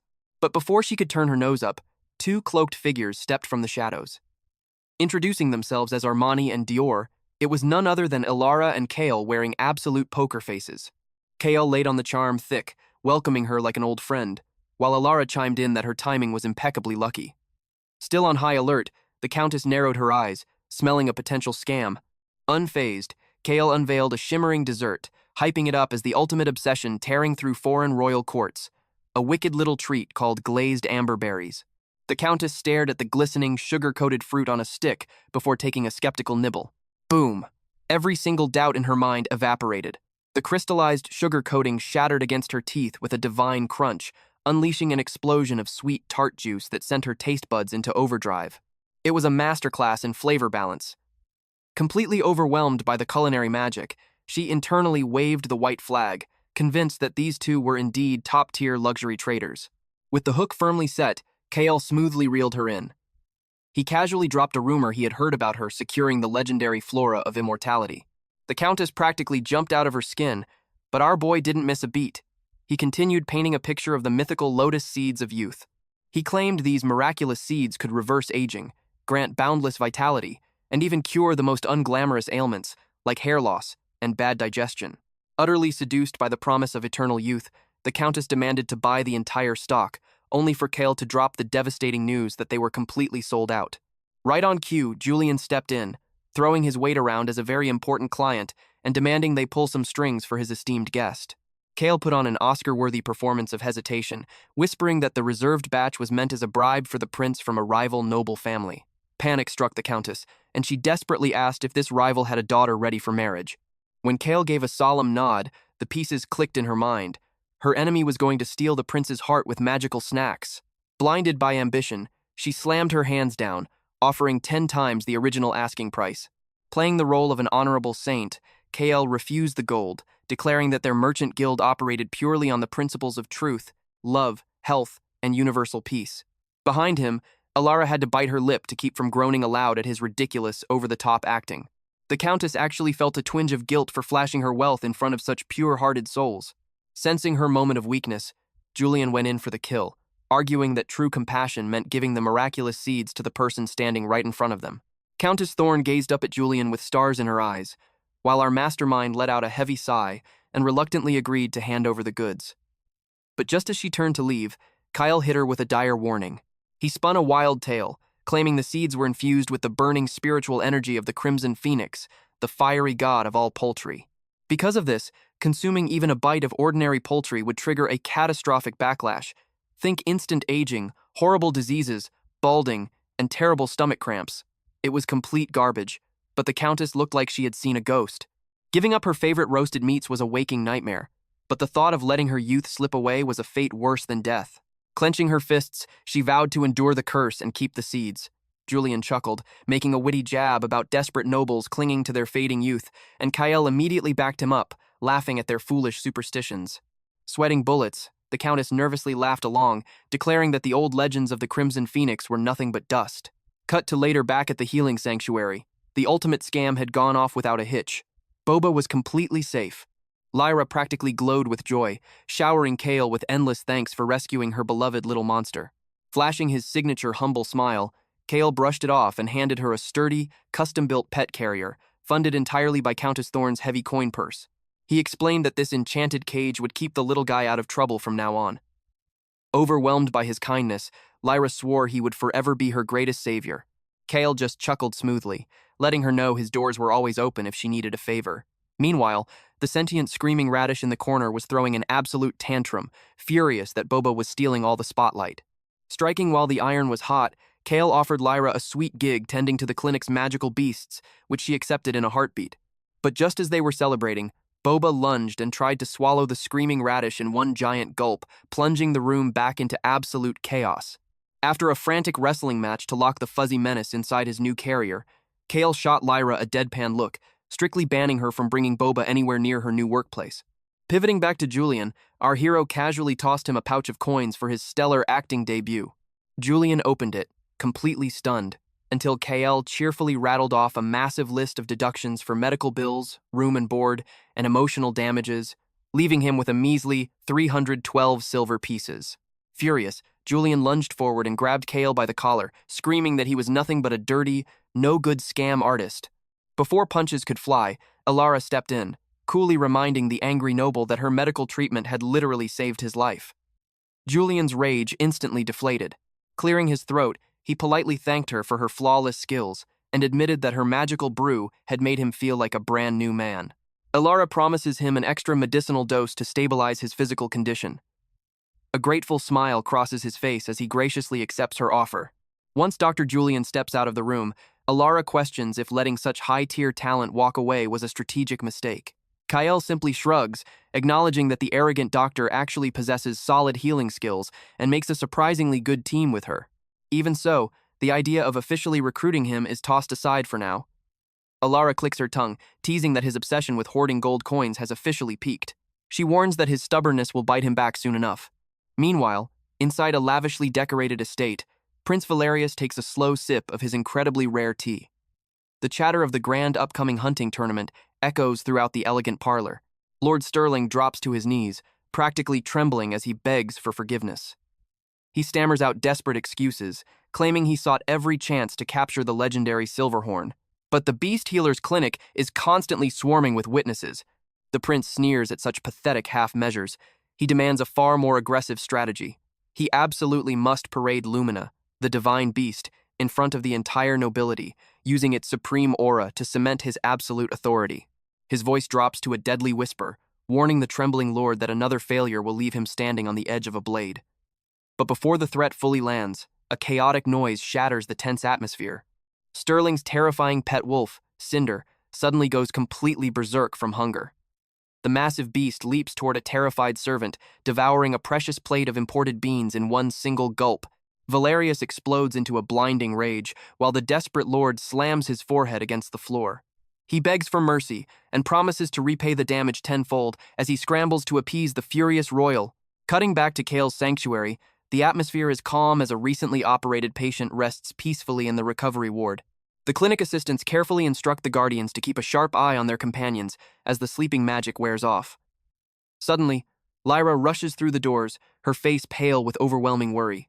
Little Chirp, the younger sibling of her pet bird Pip, is sluggish and hacking with a strange, rattling cough. Dr. Kale gently examines the tiny creature.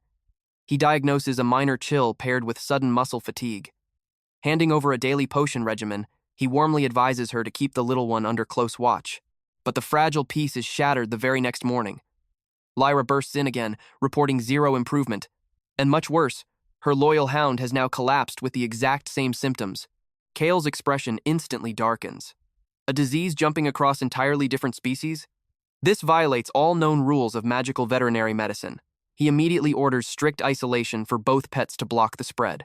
But within mere days, a terrifying nightmare unfolds.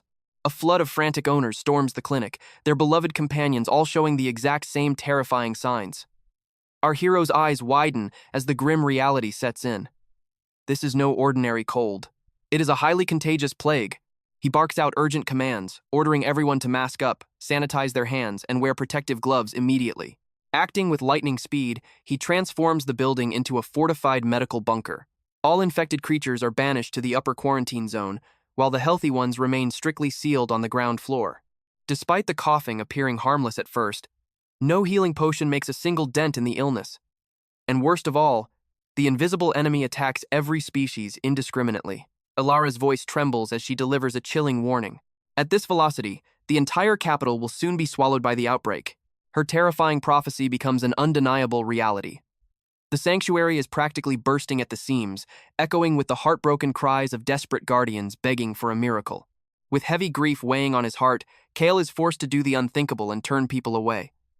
Reports flood in that every single healing hall in the city is completely paralyzed. Suddenly, Lord Sterling bursts through the chaotic crowd, practically hyperventilating over his pampered indoor cat, Lady Fluff.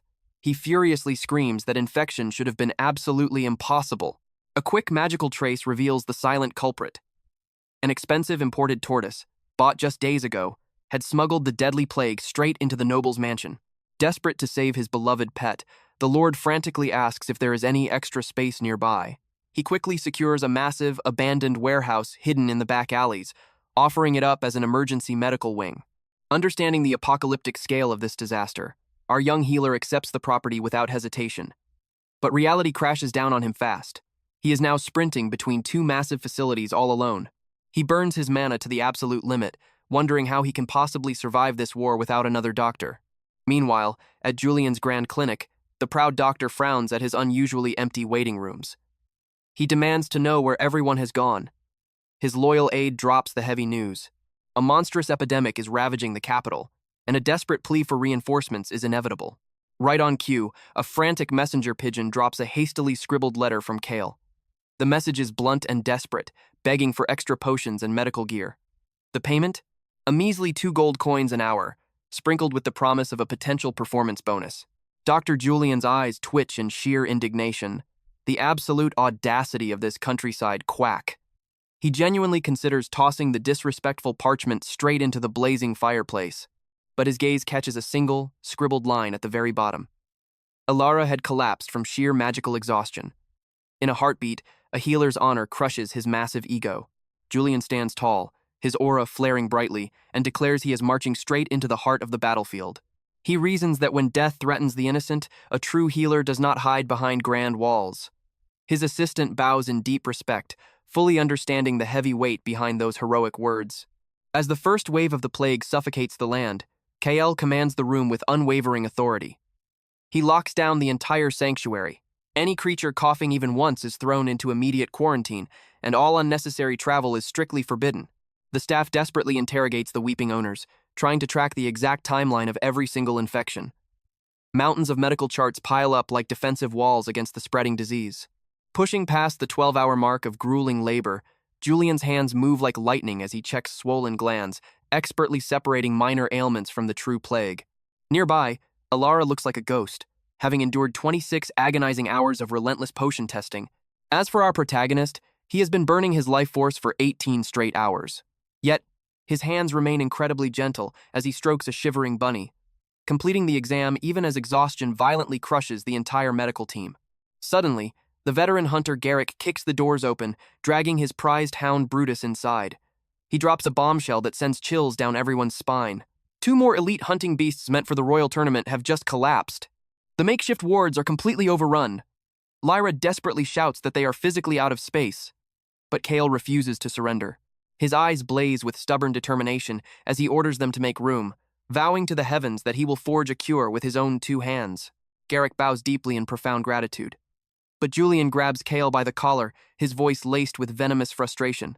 He demands to know why this reckless fool keeps taking in the dying when they are already sinking. Our hero does not waste breath on a meaningless argument. His actions speak louder than words as he embraces another sick soul.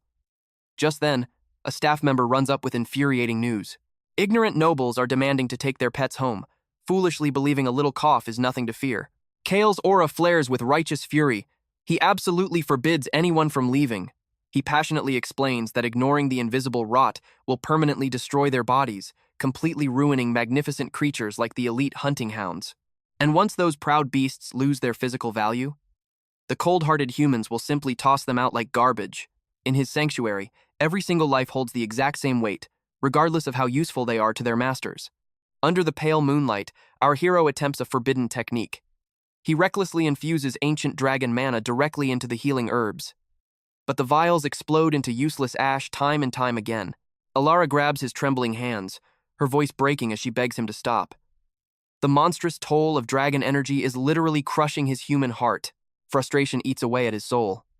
He loudly curses his own fluctuating mana core, even desperately considering abandoning traditional magic to study unverified ancient remedies. Alara has finally had enough.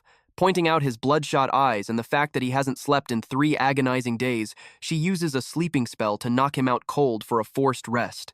5 hours later, Kyle blinks his heavy eyes open, finding Lyra gently feeding him a bowl of warm, nutritious stew. As he tastes the rich broth, his sharp senses recognize the incredible quality of the egg. It belongs to Pip, the surprisingly robust bird who somehow dodged the terrifying plague entirely. Lyra casually mentions an impossible fact. Both Pip and the legendary Lumina have remained perfectly healthy despite swimming in an ocean of disease. Like a bolt of divine lightning, the realization strikes him. His brilliant mind races at 1,000,000 miles an hour. He rapidly calculates their diets, magical bloodlines, and environmental exposure. Suddenly, his intense gaze locks dead onto Lumina. The majestic beast is casually getting splattered by the annoying spit of the earthroot plant. The exact same magical spit that hit Pip days ago. That was the absolute shield against the plague. With trembling hands, Kyle mixes the magical plant's saliva with the deadly infected blood. Right before his eyes, the decaying gray test leaves erupt into vibrant, glowing green. The ultimate cure has been confirmed. A deafening roar of pure joy shakes the foundations of the sanctuary. The exhausted medical team weeps, hugging each other in triumph, while treating the grumpy little earthroot like an absolute god of salvation. But a massive hurdle remains. How do they mass-produce enough spit from one tiny plant to save an entire city? The team throws out wild ideas, from forcefully squeezing it to heavily diluting the cure. But Alara steps up with a mischievous grin. She expertly brews a wildly sweet, hyperhydrating potion mixed with powerful diuretics. The greedy little magical plant chugs the delicious nectar without a second thought. Instantly, its magical pores open wide, and precious, life-saving saliva begins pouring from its leaves like an endless divine waterfall. Kian could hardly believe his eyes. The essence extraction was flawless, allowing them to brew the cure in record time. By the time dawn broke, the terrifying plague had vanished. Little Toby's awful coughing finally stopped, and the color returned to his pale cheeks. A wave of pure relief washed over our hero as he administered the very last drop of the vaccine. But just as he signed the final medical chart, a violent pounding shattered the morning peace. Someone was trying to break down the clinic door. Harsh voices pierced through the wooden frames, announcing the arrival of the dreaded Lord Valerius. They ordered Kian to surrender immediately.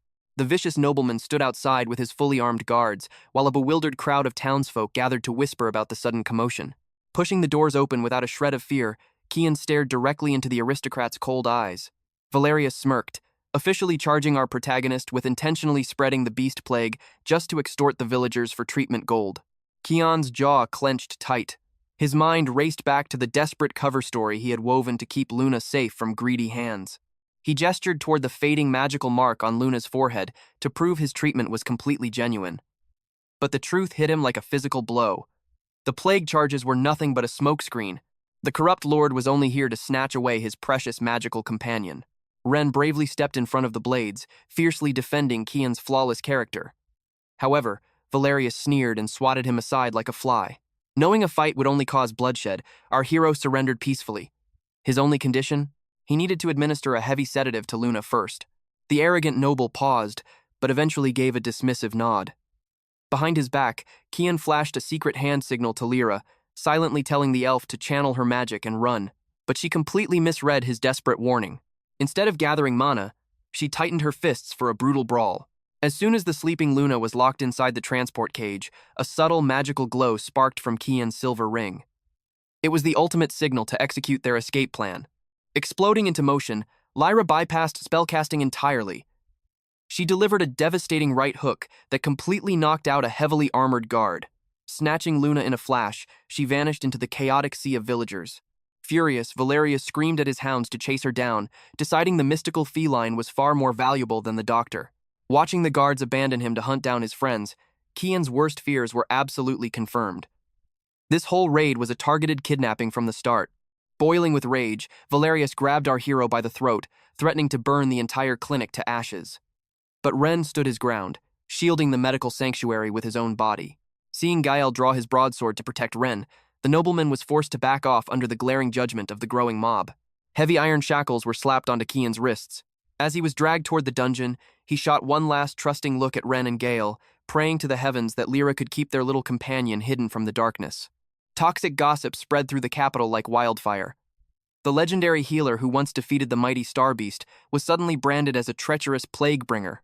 Adding fuel to the blazing fire, Valerius declared a massive public execution trial, pulling the eyes of the entire kingdom toward the scandal.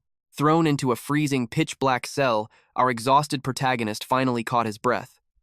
But his momentary peace shattered when the iron doors groaned open. Valerius marched in with his vicious shadow wolves, viciously demanding the exact coordinates of the elf and the creature. Kian kept his lips sealed tight. Deep down, his heart soared with immense relief, realizing his precious family was still running free. Pushed to the brink, the cruel lord promised bloody torture, snapping his fingers to command his snarling beasts to attack. But the master veterinarian's sharp eyes caught something else entirely. Ignis, the massive alpha wolf, was shaking uncontrollably.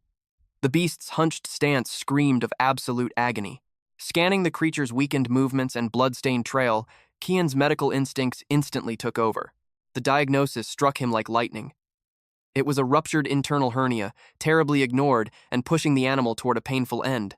Without an ounce of hesitation, our hero declared that only emergency surgery could snatch the majestic predator from the jaws of death. Far beyond the fortress walls, Lyra crouched deep within the whispering shadows. Luna squirmed in her arms, sensing her master's terrible danger. Tightening her protective embrace, the elf gently hushed the frightened creature, swearing on her very soul that their beloved doctor would survive this ordeal. Flipping the power dynamic in an instant, Kian commanded the aristocratic tyrant to immediately transfer the suffering Ignis into a perfectly sterile chamber for an emergency operation. Transforming from a chained prisoner into an absolute commander, he ordered the rapid deployment of surgical blades, heavy sedatives, and rare healing herbs. His overwhelming aura of absolute medical authority silenced every single protest in the room.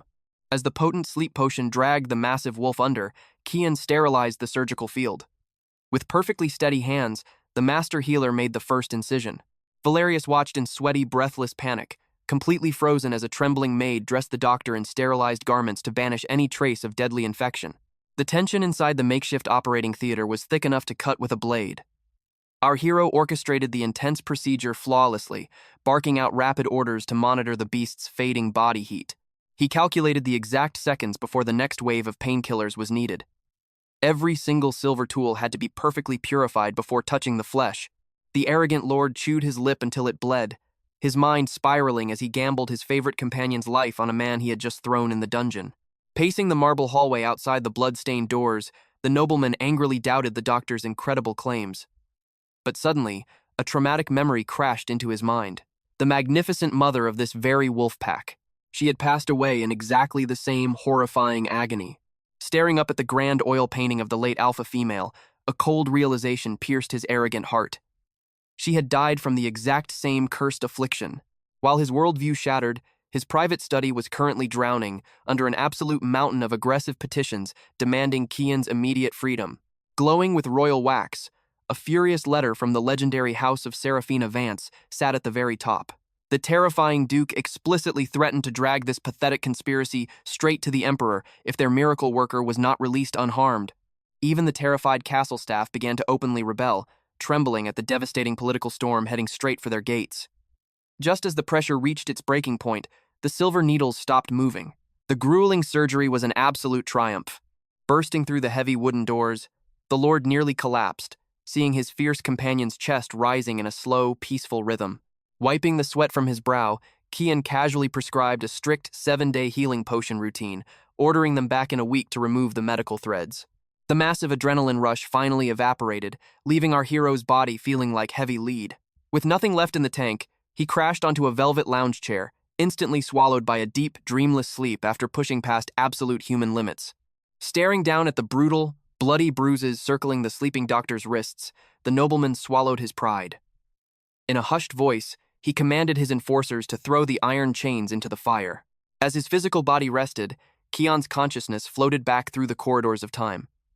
He suddenly stood inside the incredibly warm memories of his modern childhood home. The nostalgic, echoing voices of his mother and father washed over his soul. He could hear his mother's gentle, worried sighs, constantly stressing over the financial struggles of his humble animal hospital. Beside her, his father grumbled about his son's absolute stubbornness. He bitterly complained about how Kian threw away a glorious human medical degree just to treat lowly beasts. He never understood the honor in saving speechless creatures. But standing in that faded memory, our beloved doctor felt nothing but an ocean of perfect peace. From the glowing mist, a magical being lovingly rubbed against his legs. It possessed the grace of a house feline and the majestic presence of a roaring lion, radiating a beautiful, comforting heat. Meanwhile, in a heavily guarded fortress far away, the sinister Lord Malachor viciously interrogated Valerius over the missing star beast. Trembling before his dark master, the disgraced nobleman confessed that the creature was stolen right from under his nose by the elusive Sylvan Brotherhood. He dropped the bombshell revelation that the delicate elf was actually a highly trained operative for the secret magical order. Shadow spies had already verified her deep ties to the underground network of rebel woodland dwellers. Malachor's terrifying aura exploded outward. He brutally crushed his wine goblet, roaring curses at his subordinates' unbelievable and pathetic incompetence. Bowing until his forehead scraped the icy floor, Valerius begged for forgiveness. He nervously asked for permission to simply release the troublesome veterinarian, terrified by the tidal wave of death threats from furious aristocrats and rioting peasants alike. Massaging his aching temples, the Dark Overlord swatted his hand, telling his lackey to clean up his own miserable mess. The heavy gates of the luxurious estate finally swung open to release our hero. But before stepping into the blinding sunlight, he handed the head butler a strict scroll of medical guidelines. He fiercely ordered them to bring Ignis to his clinic in exactly 3 days to safely extract the surgical threads. A nervous stable boy quickly spoke up, begging the doctor to look at an aging bloodhound with shattered joints. Without missing a beat, the dedicated healer promised to treat the old hound soon. As Kian crossed the threshold of freedom, his jaw dropped at the incredible sight waiting just outside the iron fences. His heart hammered with pure emotional overload. His entire found family stood proudly at the gates, heavily armed and carrying blazing torches. They confessed they were literally minutes away from launching a full-scale bloody siege to tear down the walls and drag him out. Tears of gratitude blurred his vision as he bowed to his loyal comrades. And then, bursting through the crowd like tiny cannonballs, Luna, Bramble, and Pip launched themselves through the air. They crashed into his chest, burying him under a mountain of wet noses and happy squeals. Lyra leaned against the stone pillar, flashing him a brilliantly warm smile completely free from danger. Holding his furry family tightly against his beating heart, Kian remembered the majestic phantom from his dream. In this perfect, sunlit moment, his soul roared with absolute certainty. Choosing the path of a beast healer was his truest destiny. High above the touching reunion, hidden behind velvet curtains, Valerius stared down in absolute silence. Standing behind him, a shivering footman dared to question if they were seriously letting their biggest enemy walk away without a scratch. The defeated noble couldn't tear his eyes away from the joyous doctor. The servant continued whispering frantic reports, claiming a miraculous event had occurred inside the pitch-black dungeon. The legendary star beast had magically materialized just to lovingly lick the prisoner's cheek before dissolving into pure starlight. Valerius scoffed out loud, waving away the impossible ghost story as absolute nonsense. Yet, deep within his trembling soul, the shadows of doubt consumed him completely. As he watched the miracle healer walk off into the glowing horizon, the Lord admitted utter defeat. In this intense battle of wills, Keon had secured a flawless, legendary victory. A few days pass by. A heavy, wax-sealed envelope lands on Lord Sterling's desk. Inside lies a ridiculously massive medical bill from our main character. The nobleman crushes the parchment in his trembling hands, his eyes blazing with a vow of absolute vengeance. Dawn breaks over the Haven Clinic. Julian struts through the doors with a confident smirk, handing Alara the exotic ingredients she asked for. Watching from the shadows, Ren sighs in pure exhaustion, wondering why this annoying guy keeps showing up. Alara carefully inspects the glowing leaves. She is absolutely stunned to see such out-of-season treasures. Puffing out his chest, Julian boasts that for a man of his standing, making the impossible happen is just another Tuesday. Without missing a beat, she casually hands him an even longer shopping list. He snatches it up like a lovesick puppy. While Alara organizes the precious inventory, Julian brags about the flawless quality of his harvest. He proudly points to a rare silver leaf, only to blink as his hand suddenly turns up empty. The thief? Mochi, the tiny slime monster, who is happily munching away on the priceless plant. Furious, Julian barks a harsh scolding and tries to snatch the leaf back. But the little slime is ruthless. Mochi chomps down on his finger, violently multiplies into 3 clones, and delivers a synchronized triple slap right across the noble's face. Rubbing his stinging cheek, Julian glares daggers at the squishy beasts. He bitterly mutters that pets always take after their masters, claiming that every single creature raised by our main character is an absolute menace. Alara swiftly shuts him down, proudly declaring Mochi as her own precious baby. Sweating nervously, Julian instantly changes his tune, praising the slime's exquisite taste in greens. But then, Mochi flashes a wicked, almost human smirk. Julian's blood runs cold as he realizes this is no ordinary pet. To stop the chaos, Alara scoops the troublemaker into a secure enclosure. However, within the walls of the Haven Clinic, this squishy little terror known as Mochi is secretly a kingpin. In his own mind, the slime rules this territory with an iron fist. He considers the entire second-floor storage his personal royal treasury. Out of the countless magical beasts that visit daily, only 2 supreme beings actually run these halls. The first is obviously himself. The second is Matriarch Bake, Ren's most trusted companion and the undisputed heavyweight champion of the sanctuary. Even though the matriarch has overwhelming physical power, she knows better than to cross the slime.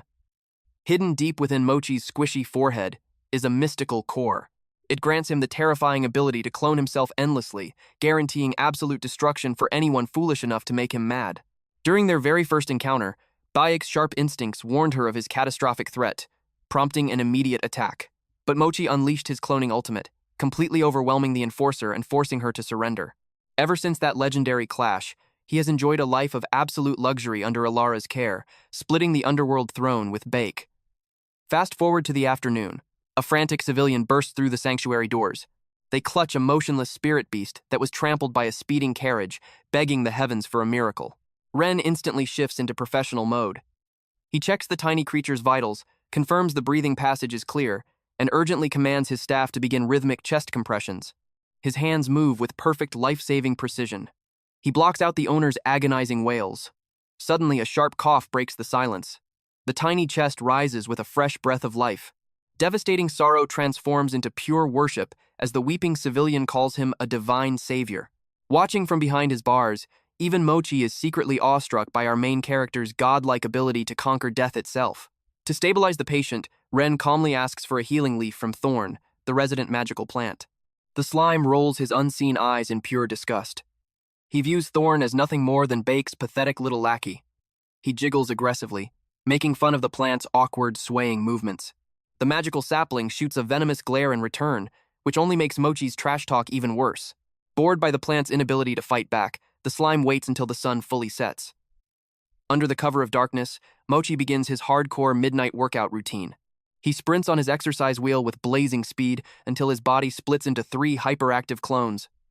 Together, they wreak absolute havoc across the sanctuary. Finally, the original slime retreats to his private fortress, a luxurious enclosure built by our protagonist, which Mochi delusionally considers a tribute from a humble servant. It was an absolute paradise, flawlessly balanced with ideal warmth and moisture.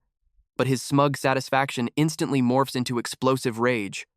His beautiful, perfect palace has been completely trashed. His non-existent eyes lock onto the only possible culprit. Thorn is standing on a nearby counter, practically vibrating with a smug, leafy smirk. Boiling with fury, Mochi accuses the plant of high treason. But thanks to a recent diet of high-grade spiritual fertilizer, the brave little sapling refuses to back down. The slime boss brutally mocks the overgrown weed for daring to challenge the king. He launches his squishy body like a cannonball, but Thorn simply sways to the left. Mochi sails through the empty air and violently splats against the floor. Reforming his gelatinous body, Mochi analyzes the situation. He silently admits the plant has leveled up its agility and stem strength. However, the slime delivers a chilling threat. A potted plant without its ceramic armor is just a dying piece of trash. Moving at supersonic speed, Mochi unleashes a devastating strike right at the ceramic base. The pot shatters into 1,000,000 pieces, spilling dirt and roots all over the cold tiles. Standing over his broken enemy, the Slime King demands absolute submission. Trembling with humiliation and rage, Thorn looks up and charges his ultimate attack. He prepares to unleash a hypersonic magical scream designed to burst eardrums. Mochi's danger sense screams at him. He tries to plug his ears, only to tragically realize his squishy little stubs are way too short. But the epic blast never comes. Instead, the plant lets out a pathetic, squeaky wheeze. Mochi shakes with silent, mocking laughter at the failed attack, soaking in the glorious taste of total victory. A few seconds later, the sanctuary doors swing open. Our main character steps into the dark room, woken up by the chaotic noise. His eyes sweep over the battlefield, locking onto the shattered clay and the shivering, defeated sapling. It doesn't take a genius to piece together this crime scene. He drops to one knee beside the violently weeping magical plant, softly stroking its leaves and whispering that everything is going to be okay. Picking up the jagged pieces of ceramic, Ren gives a warm, reassuring smile. He figures this is the perfect excuse for a much-needed upgrade. Thanks to an accidental overdose of premium growth potion earlier that week, Thorn had already ballooned to 1.5 times his normal size. Our guy rolls up his sleeves and grabs a massive reinforced container. He carefully packs it with elite-tier magical dirt, topping it all off with the most expensive, nutrient-rich compost in the entire clinic. But the moment Thorn's roots sink into the fresh earth, his bright green aura instantly fades. Ren leans in, completely baffled by the plant's sudden drop in vitality. Standing nearby, Ilara quietly watches the situation unfold, before abruptly ripping a leaf straight off the sapling's stem. Our protagonist practically jumps out of his skin at her ruthless action. He whips around in absolute shock. Suddenly, a high-pitched, agonizing shriek explodes from Thorn, vibrating violently through the entire building. Ren instinctively clamps his hands over his ears, while Ilara freezes like a statue, totally unprepared for that ear-piercing volume. Once the deafening echo fades away, the traumatized plant gives a pathetic, barely audible whimper. Our boy rubs his chin, theorizing that the trauma of being violently ripped from his home temporarily crushed the sapling's vocal cords. He pats the soil, promising the voice will come back soon. But when morning arrives, Thorn looks like death itself. His leaves are wilted, his vibrant color is totally washed out, and terrifying signs of rapid decay are eating away at his stem. Cold sweat drips down Ren's face. If he doesn't fix this fast, the magical plant is going to turn to dust. Ilara bites her lip, wondering if the premium nutrients just weren't enough, and reaches out to dump another massive dose of fertilizer into the pot. But before she can ruin everything, Lyra bursts onto the scene. She harshly scolds them for treating a magical species like a common houseplant. She drops a massive truth bomb. Changing out 100% of the dirt triggered a catastrophic system rejection. To a rooted creature like Thorn, his original Earth is literally his flesh and blood. Stripping away his entire foundation left his core completely shattered, making it utterly impossible for him to process the sudden environmental shock. If Lyra hadn't walked in exactly at that moment, the sapling would have been dead by sunset. Stepping up as the ultimate authority, she instantly commands the room and barks out life-saving emergency protocols. To stop the rapid moisture loss, she ruthlessly orders them to pluck every single remaining leaf. They rush the naked stem to a cool, shaded recovery zone, cutting off all sunlight to aggressively shut down his internal photosynthesis engine. Ren kneels beside the quarantine area, softly begging the brave little sprout to hold on just a little bit longer. As midnight shadows blanket the clinic, silver moonlight shines down on the tragic scene. Thorn stands totally paralyzed in the dark, thick tears of magical sap quietly dripping down his scarred, leafless body. Completely blind to the heavy emotional atmosphere, Mochi bounces over with a joyful jiggle, fully intending to deliver a disrespectful dropkick to his rival. But right before impact, our protagonist's hand snaps out, catching the squishy criminal mid-air. And in that split second, the horrible truth finally clicks. The missing healing herbs from earlier, this gelatinous little thief ate every last one of them. Ren unleashes a furious lecture on the slime's uncontrollable gluttony, loudly calling out how suspiciously fat the blob has gotten. Offended by the fat-shaming, Mochi instantly bites down hard on Ren's hand. Right on cue, Matriarch Bake steps out of the shadows. Without a word of warning, she delivers a crushing, disciplinary smack straight to the slime's dome. But instead of crying, the mysterious seal on Mochi's squishy forehead ignites with a terrifying, blinding aura. Panic absolutely floods our boy's mind. He instantly recognizes the catastrophic buildup of magical pressure and desperately screams for everyone to take cover. Just as the clinic is about to be blown apart, Ren's mystical pendant erupts with holy brilliance, trapping the ticking slime bomb inside an unbreakable shield of pure light. The surging energy of the life spark vanishes into the crystal pendant. Kyle staggers back as a shockwave of raw magic ripples through the clinic. A brilliant pulse of light strikes Sylphid's withered pot. In an instant, the little sprout springs back to life. Its dull leaves burst with vibrant emerald hues, swaying rhythmically like a dancer. Our hero can only watch in absolute awe. Alara pushes up her glasses, deducing that the immense vitality from Poco's life spark forced Sylphid into an explosive state of cellular regeneration. It was a miraculous rebirth. Rena jumps for joy, tears of pure relief welling in her eyes at the sprout's recovery. Kael lets out a soft chuckle as the heavy atmosphere finally lifts. Cradling the drained little Poco in her arms, Alara softly promises that his core energy will naturally replenish over time. Our protagonist quickly chimes in, strictly banning anyone from feeding Sylphid's magical leaves to Poco ever again. Although Alara praises the miraculous power of the Genesis Order that pulled them from the brink, she silently offers a prayer of gratitude to her elusive master for inventing such an art. Deep within the Duskwood Forest, a chilling urban legend whispers of the half-phantom maiden. At first glance, she is a breathtaking woman with flowing hair, but beneath the illusion lies a bloodthirsty, legless horror with razor-sharp fangs. Dragging her mangled body forward on her front limbs, she is summoned solely by the agonizing cries of helpless infants. Rumors claim she is a corrupted spirit, a demon twisted by the agonizing grief of losing her own child. Rena recounts the terrifying tale with absolute certainty, but Kyle brushes it off as nothing more than a ridiculous superstition. Rena stubbornly defends the myth, while our hero points out the total absence of real proof. The room falls dead silent when Alara calmly confesses that she actually found strange tracks in the Duskwood Forest just 7 days ago. The soil bore sinister grooves, perfectly matching a creature dragging itself by its forearms. That suffocating, heavy aura had chased every local away, making her foraging trip surprisingly peaceful. A cold sweat breaks out on Cal's neck. Without warning, a frantic scratching echoes from the clinic's front door. Our hero and Rena jump out of their skin, while Alara coolly notes that they have a late-night visitor. Ignoring their panicked screams to keep the lock shut, she throws the door wide open.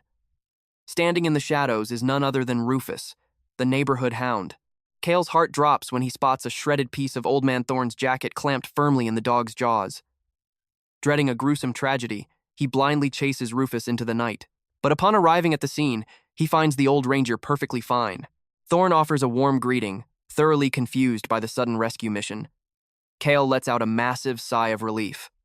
The ranger laughs, explaining that the torn fabric is just Rufus's favorite chew toy. The poor pup was simply acting out from boredom, since his master was swamped with chores. Glancing around the darkened woods, our protagonist realizes Thorn is still working an incredibly late shift. The old man points a calloused finger toward the high branches. A crude poacher's snare dangles in the moonlight, trapping a helpless stray kitten. Thorn curses the ruthless hunters infesting the Duskwood Forest, leaving deadly traps that catch innocent young beasts. The snare is swinging way beyond a normal person's reach. Cursing under his breath, the ranger heads back to the shed to grab a long rescue pole. Left alone in the shadows, Kale suddenly spots violent gouges shredded into the tree bark. Returning, Thorn shines his flashlight on the dirt below, revealing bizarre tracks. They perfectly match a beast, dragging its dead lower half across the mud. A heavy wave of dread washes over them as the legend of the half-phantom maiden flashes in their minds. Out of nowhere, a high-pitched, wailing cry pierces the silent woods. Shivering, our hero begs Thorn to stop playing sick pranks, but the old ranger is pale as a sheet, swearing he didn't make a peep. And the unearthly sobbing is rapidly approaching their position. A shadowy silhouette breaches the tree line. The two men freeze in absolute terror, bracing for a supernatural bloodbath. But stepping into the light is a silver fox. Kale instantly spots its shattered back legs, solving the terrifying mystery of the drag marks. The trapped kitten screeches in pure panic from the canopy. The crippled fox snarls viciously, tearing furiously at the base of the trunk. A chilling thought crosses our protagonist's mind. The predator is starving, and it wants the kitten for a midnight snack. The frantic wailing echoes as the rotting rope finally snaps under the tension. The heavy snare plummets toward the earth. Moving entirely on instinct, Kale lunges forward, barely snatching the trap before impact. Panting heavily, he peers through the netting, only to feel his blood turn to ice. The creature inside isn't a kitten at all. It is a baby silver fox, and its body is already cold and stiff. A menacing growl from behind sends a shiver down his spine. The massive mother fox crouches low, her eyes burning with murderous intent. Kale curses his own carelessness. He is completely defenseless. Just as she lunges, a dart sinks into her shoulder. Alara emerges from the brush with a smoking tranquilizer gun. The majestic beast stumbles, crashing onto the forest floor in a deep slumber. Alara quickly closes the distance, scanning our hero from head to toe to confirm he hasn't suffered a single scratch. She had sneaked into the woods, out of pure academic curiosity, to hunt the phantom beast. But instead of a demonic entity, they are staring at a legendary spirit fox of the high mountains. Kneeling beside the mythical creature, Kyle discovers devastating injuries covering her sleek coat. The most horrific are brutal buckshot wounds entirely shattering her hind legs. Alara gently examines the beast, deducing that she had welcomed a litter into the world just days ago. Her physical state is agonizing. With heavily engorged milk glands and dried traces of feeding, it is painfully obvious she has been forcefully separated from her young. The tragic truth hits our hero like a physical blow. The lifeless bundle in the snare was her precious baby. Poachers had mercilessly gunned it down, cursing their terrible luck that the pelt was too small for a massive payout. Greed overriding humanity, the hunters moved to harvest the snow-white fur anyway. But before their filthy hands could touch it, the mother's earth-shattering roar tore through the woods. She threw her mangled body at the armed men, scattering them into the darkness. Left in the blood-soaked silence, the grieving mother dragged herself toward her dying child. But sitting right beside her fading baby was a tiny stray kitten, letting out a fragile, sympathetic meow. Wrapping her majestic tails around her bleeding pup, she endured the freezing rain while her baby took its final, desperate sips of milk. Later that brutal night, exhaustion claimed her. But as she slept, the little stray kitten bravely stayed by their side to keep watch.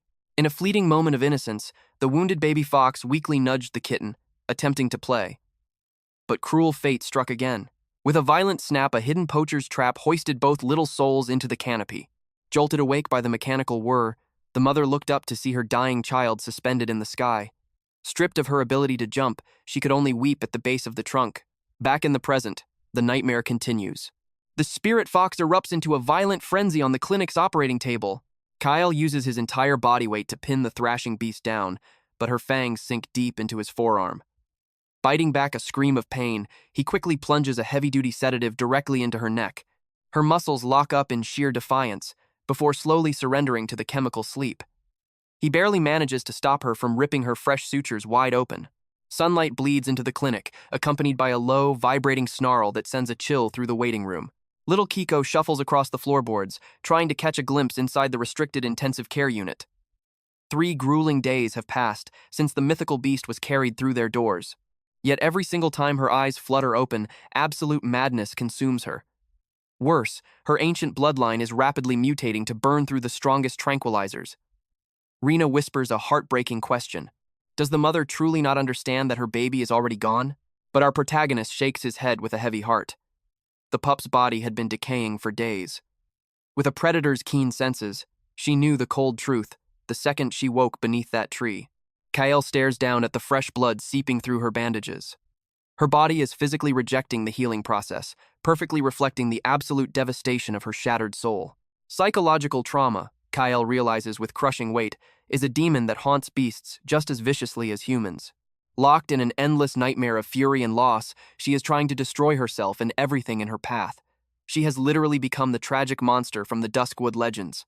Meanwhile, the tiny stray kitten, pulled from that very same death trap, is finally stabilizing after rounds of magical healing fluids. Still teetering on the edge of life, the little furball requires relentless observation. Our hero strictly commands Rena to maintain a steady, warm temperature and absolutely forbid it from wandering anywhere near the traumatized mother fox's enclosure. Nodding solemnly, Rena rushes over to swap the dying heat packs with fresh, steaming ones. Curled up in its incubator, the tiny kitten lets out a faint, sorrowful meow. Its glassy eyes remained fixed solely on the steel cage holding the raging spirit fox. Alara freezes in her tracks. The heating pad slips from her grasp. The small cage is completely empty. Pure terror grips her heart until she spots the missing kitten. It is curled up right inside the predator's enclosure, pressed tightly against the injured fox. She instantly calls out for our main character. Panic laces her voice. The wild beast is highly unstable. Even the slightest sudden movement could spell absolute disaster for the tiny stray. Bursting into the room, they stop dead in their tracks. The tiny furball is safely nursing against the beast's side. Suddenly, the massive fox begins to stir. Piercing eyes flutter open. A single silent tear rolls down the creature's cheek. But there is no violence here.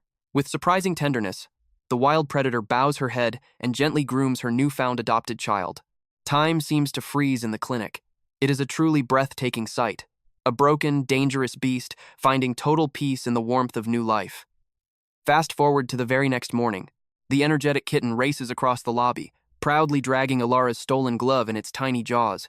The young assistant makes a weak grab for it, but quickly waves the white flag of defeat. The little thief dives straight back into the fox's den. She decides it is a battle for another day. But something much more miraculous is happening. The wild beast's healing process has skyrocketed. Stubborn, lingering wounds are rapidly closing up. The agonizing night terrors have completely vanished from her sleep. Alara watches in absolute awe. It is nothing short of a medical miracle. The powerful creature, once doomed to permanent paralysis, is actually moving her limbs again. Deadened nerve endings are miraculously sparking back to life. Kale simply observes from the shadows. He knows he cannot erase the cruel sins of humanity, but handing back just a tiny sliver of this creature's stolen freedom is a victory in itself. The long-awaited day of release finally arrives. Side by side, the unlikely duo steps back into the untamed wilderness. The young doctor offers a silent, heartfelt goodbye. He prays their paths never cross again in such a tragic way. Pausing just for a moment, the majestic beast casts one final, grateful glance over her shoulder before melting into the dense foliage. As the seasons change, the terrifying rumors of the Whispering Woods completely die out. In their place, a beautiful new urban legend is born. Travelers whisper of a majestic white guardian, forever accompanied by a fearless little feline shadow. Back at the bustling clinic, the mystical rootkin strikes a fabulous pose inside its clay pot. It instantly becomes the center of attention. Fascinated clients cannot stop whispering. A walking, stretching vegetable is simply unheard of. Many start believing this bizarre little sprout is the true magical protector of the hospital. Some swear it is an ancient earth spirit. Others fiercely argue that the real boss is the fearsome clinic cat who commands absolute respect. Irritated by this endless debate, the cocky rootkin marches straight over to Nyla's personal food bowl and kicks it completely upside down in pure defiance. The entire waiting room lets out a collective gasp. Has this tiny plant lost its mind? The tension immediately skyrockets as the legendary feline boss steps out from the shadows, her eyes glowing with a dangerous light. The brave little sprout instantly freezes in sheer terror. The apex predator slowly closes the distance. She violently lunges forward, but instead of a fatal strike, she simply hacks up a massive furball right onto the poor plant's head. The dramatic buildup shatters into utter confusion. Kale quickly steps in to save the day, calmly educating the stunned crowd about the perfectly normal, yet totally disgusting, reality of feline digestion. Guilt washes over the young vet. He realizes he has completely neglected her grooming routine. It is time for serious damage control. But after 60 grueling minutes of non-stop brushing, the ocean of fur simply refuses to end. Fluffy mountains of hair are literally taking over the room. He genuinely starts panicking that his beloved pet might go completely bald at this rate. Suddenly, his heart skips a beat. A glaringly bald patch of skin is fully exposed. He leans in for a closer, professional look. A wave of crushing shame hits him hard, fungal skin rot. The realization is absolutely devastating. How could a genius magical healer completely fail his own precious companion? He reaches into his medical kit with heavy resolve. He pulls out a legendary artifact, a custom-forged grooming tool, crafted by the city's greatest artisan, the realm's very first mechanical pet razor. It is absolute overkill for a simple skin infection, but his perfectionist instincts take over completely. The second the cold metal touches her skin, Nyla lets out an unholy hiss and launches herself off the exam table. A normal person would simply back down, but the elite beast healer inside him awakens. Rule number 1 of veterinary mastery: you absolutely never lose a battle of dominance to a patient. Stealing his nerves, he swiftly pins the struggling feline down. He hums a soothing, magical melody to calm her frantic thrashing. She cries out in ultimate betrayal, but he relentlessly powers through the procedure to save her from prolonged misery. But then, the impossible happens. A blinding, holy aura erupts directly from her collarbone. The explosive magical light completely engulfs the examination room, shining so brightly it illuminates the entire street outside. Kyle stumbles backward in absolute shock. A complex, ancient summoning array fully ignites on the floor. The shimmering energy begins to take human shape. Zephyr steps out of the light. This is no mere illusion. The legendary mage is standing right inside his clinic. Once the chaos settles, they sit down for a tense cup of tea. The young doctor frantically explains the terrifying skin rot. Zephyr just laughs quietly. He drops a massive bombshell. The fearsome cat is not sick at all. She is simply entering an evolutionary molting phase. Starlynxes experience explosive power awakenings as they grow. During this incredible transition, their old coats completely fall away. But to successfully forge their new armor, they must undergo a holy cleansing ritual inside the cerulean spring.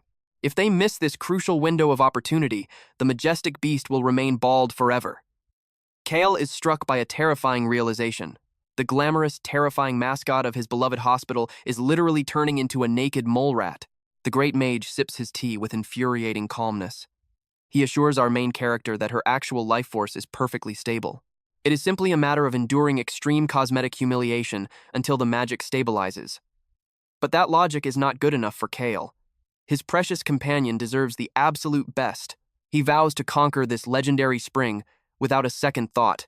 He refuses to let her suffer this indignity. However, Zephyr drops another complication. The mystical spring is not a permanent dot on the map. It is a nomadic phenomenon, a dense pool of liquid spiritual energy that constantly shifts forms. It is also the hunting ground for deadly spirit minks. A fresh spawn has been tracked in the Azure Highlands. But there is a massive catch. That territory is aggressively locked down by the Silver Crest Knights. Trespassers usually disappear without a trace. Danger or not, the young vet's eyes burn with absolute determination. The rescue mission begins at first light. Lyra immediately objects to this suicide mission, citing the overwhelming death toll of the Highlands. Surprisingly, the Grand Mage volunteers to be their personal escort. He raises a brow at the abandoned hospital schedule, but Kyle waves off the concern entirely. Freya is more than capable of holding down the fort. As the sun peaks over the horizon, the party breaches the boundaries of the Whispering Woods. The atmosphere instantly suffocates them.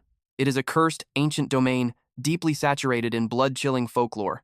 Eerie phantom lights dance dangerously between the rotting trunks. The heavy pressure of raw mana practically vibrates against their skin. Only fools or legends tread here. Suddenly, a bizarre crimson vine slithers across their path. The mage smirks, confirming the elemental water is extremely close. Kale kneels down to investigate a mesmerizing, glowing bud. The botanical structure defies all known science. Before his fingers can brush the petals, Lyra screams out a desperate warning. Those are trigger plants for the deadly spirit minks. One wrong move unleashes a devastating neurotoxin. The tension is shattered in an instant. Nyla struts out from the underbrush like an absolute boss, casually carrying a squirming reptile in her teeth. The oblivious doctor showers the proud hunter with sweet praises and ear scratches. Meanwhile, a terrified Lyra carefully confiscates the writhing catch. Her blood runs entirely cold. The creature's scales form a horrifying, twisted humanoid face. It is a legendary phantom cobra. One bite guarantees an agonizing death. Kyle nearly jumps out of his skin and instantly locks the rebellious cat securely inside her carrier to prevent further chaos. Zephyr cannot hold back a dark chuckle. The legendary astral beast looks absolutely furious about being treated like ordinary luggage. Breaking through the final thicket, they finally lay eyes on the sacred lake. The water pulses with a breathtaking ethereal glow. It is like watching pure, liquid starlight swirl in a massive basin. For a man who performs magical surgeries on mythical beasts daily, Kale is utterly paralyzed by its absolute magnificence. Drawn in by the hypnotic, spiritual energy, he completely loses his senses and steps toward the shoreline alone. The Grand Mage barks a sharp warning about the hidden death traps, but the stubborn doctor is already marching into the glowing abyss. Felines are notoriously skittish when left vulnerable, and having an audience only spikes their anxiety. Getting her to endure a simple brushing was already a monumental struggle. Submerging her in water?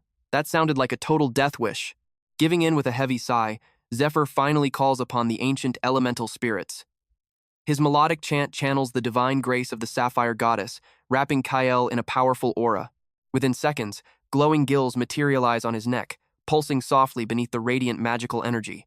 Fully shielded from the aquatic depths, our protagonist exhales deeply, bracing his mind for the ordeal ahead. Muttering a sarcastic quip, he confesses that simply fainting would be way easier than dealing with an angry furball. Regardless, he securely scoops Nimbus into his embrace, bribing her with premium snacks as they slowly wade into the luminescent waters. The moment her tiny paws touch the ripple, the expected freakout never happens. Instead, a serene expression washes over her little face. Utterly stunned, Kael suddenly connects the dots. Could this actually be the legendary aqua elemental beast? The exact same mythical creature rumored to only bless a family after 3 consecutive generations of flawless karma. Nimbus paddles with absolute elegance through the depths, her coat shimmering like liquid platinum.